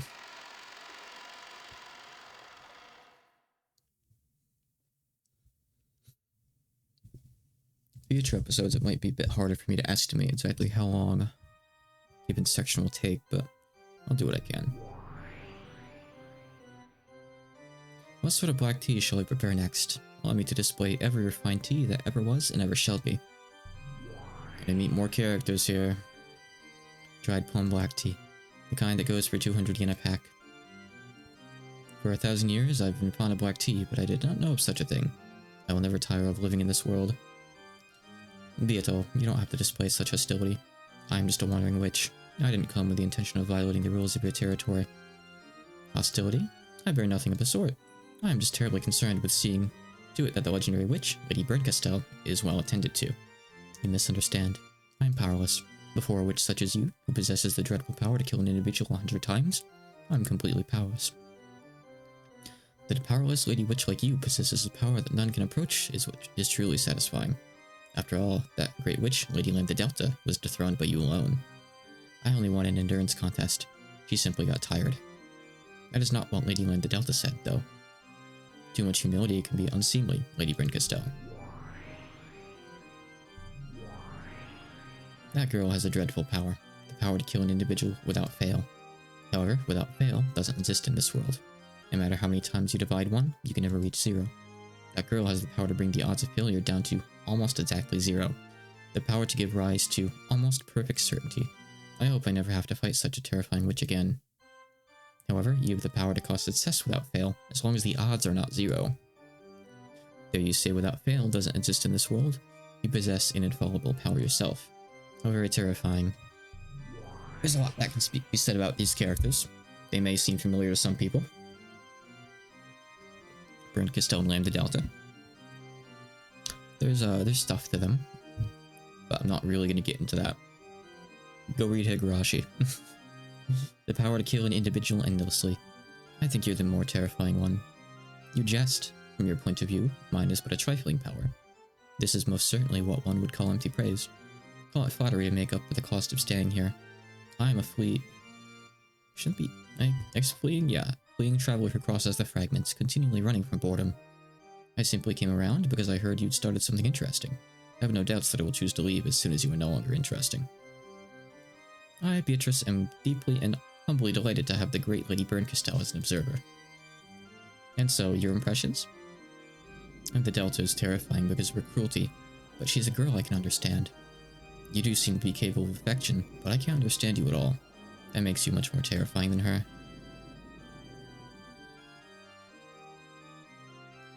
I am fickle by nature. Do forgive me. Besides, I believe you also enjoy entrusting your fate to the roll of fickle dice, right, Lady Berncastello?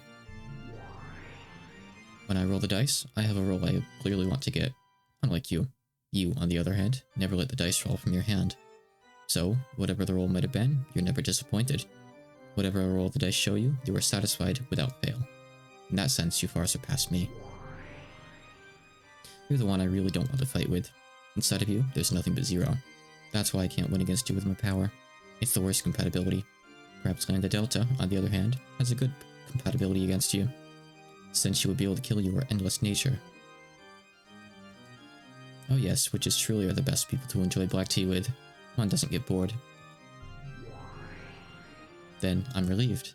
Boredom is the only poison that can kill me. So, don't kill me, okay? Lady Beatrice, Endless Witch. If such is a wish, I, Beatrice, shall show you an even better time. In that case, wouldn't it be best if I brought the Net's chessboard in right away? It seems the Net's tale would do more for you than another cup of black tea.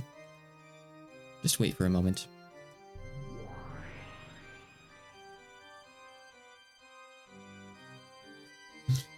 I don't like the way she's staring at me.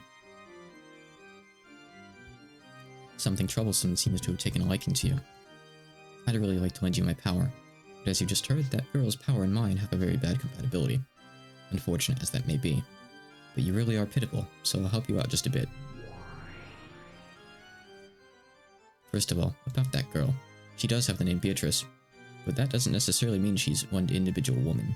Get what I mean? In other words, she's not some human.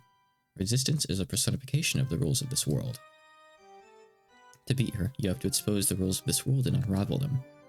Perhaps this can be likened to learning the rules of chess by watching a game. First, take a good look at the chessboard. Then, learn the movements and rolls of the pieces. Then, look for the conditions required to win at her game. When you manage to reveal all these things, her heart will be exposed. After that, you can rip it apart or crush it as you please. I think that's pretty good advice as someone who's Seen all of Umineko? I'm being quite generous. In the past, when I had a human body, it took me 100 years to notice even this much. This is my meager farewell gift to you, the pitiful one captured by Byato. It's just like a spoon. A spoon can be used for more than just drinking soup. You can use it to dig through the prison you're locked in, or as a weapon to gouge the witch's eyes out. Of course, you can also use the spoon to continually sip the watery soup inside your eternal cell. Don't get the wrong idea. I have no intention of becoming your ally. I do feel empathy for you, but I won't help you. It's like I'm sitting in front of the television, yelling at you on the other side, even though my voice won't reach you. So you'll understand that I'm a witch, right? I intend to enjoy this endless tale that Byato is going to weave until I tire of it. But that alone won't hold my interest. That's why I lend you my power. It's also I don't get tired of this. I'm the cruelest witch in the world. Whoever the opponent may be, I'll make them surrender with certainty. Even if it's Beatrice, the endless witch, okay? You're my game piece. Give it your best shot. I'll give you advice sometimes, out of her sight. Don't bore me, okay?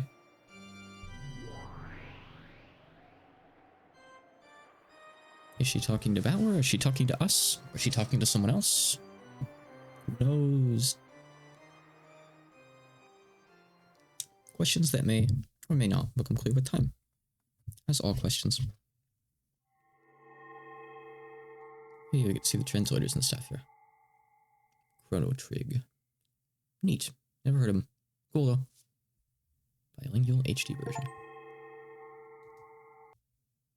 So they call them the hidden tea parties there. I think that's fine. I think that's usually what people call them. Look, we get a new background now. This background is a preview of something that you see in episode 2.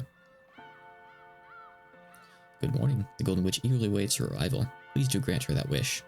Were you able to get a good rest and perfect your strategy? The witch expects a lot from you, and is more than ready to launch an assault right from the start. I also look forward to seeing your strategy. The difficulty level is extreme, the witch intends to make you surrender all at once. Let's see. You can review tips here. It's a lot more than it was before. Hold on. Here's the record.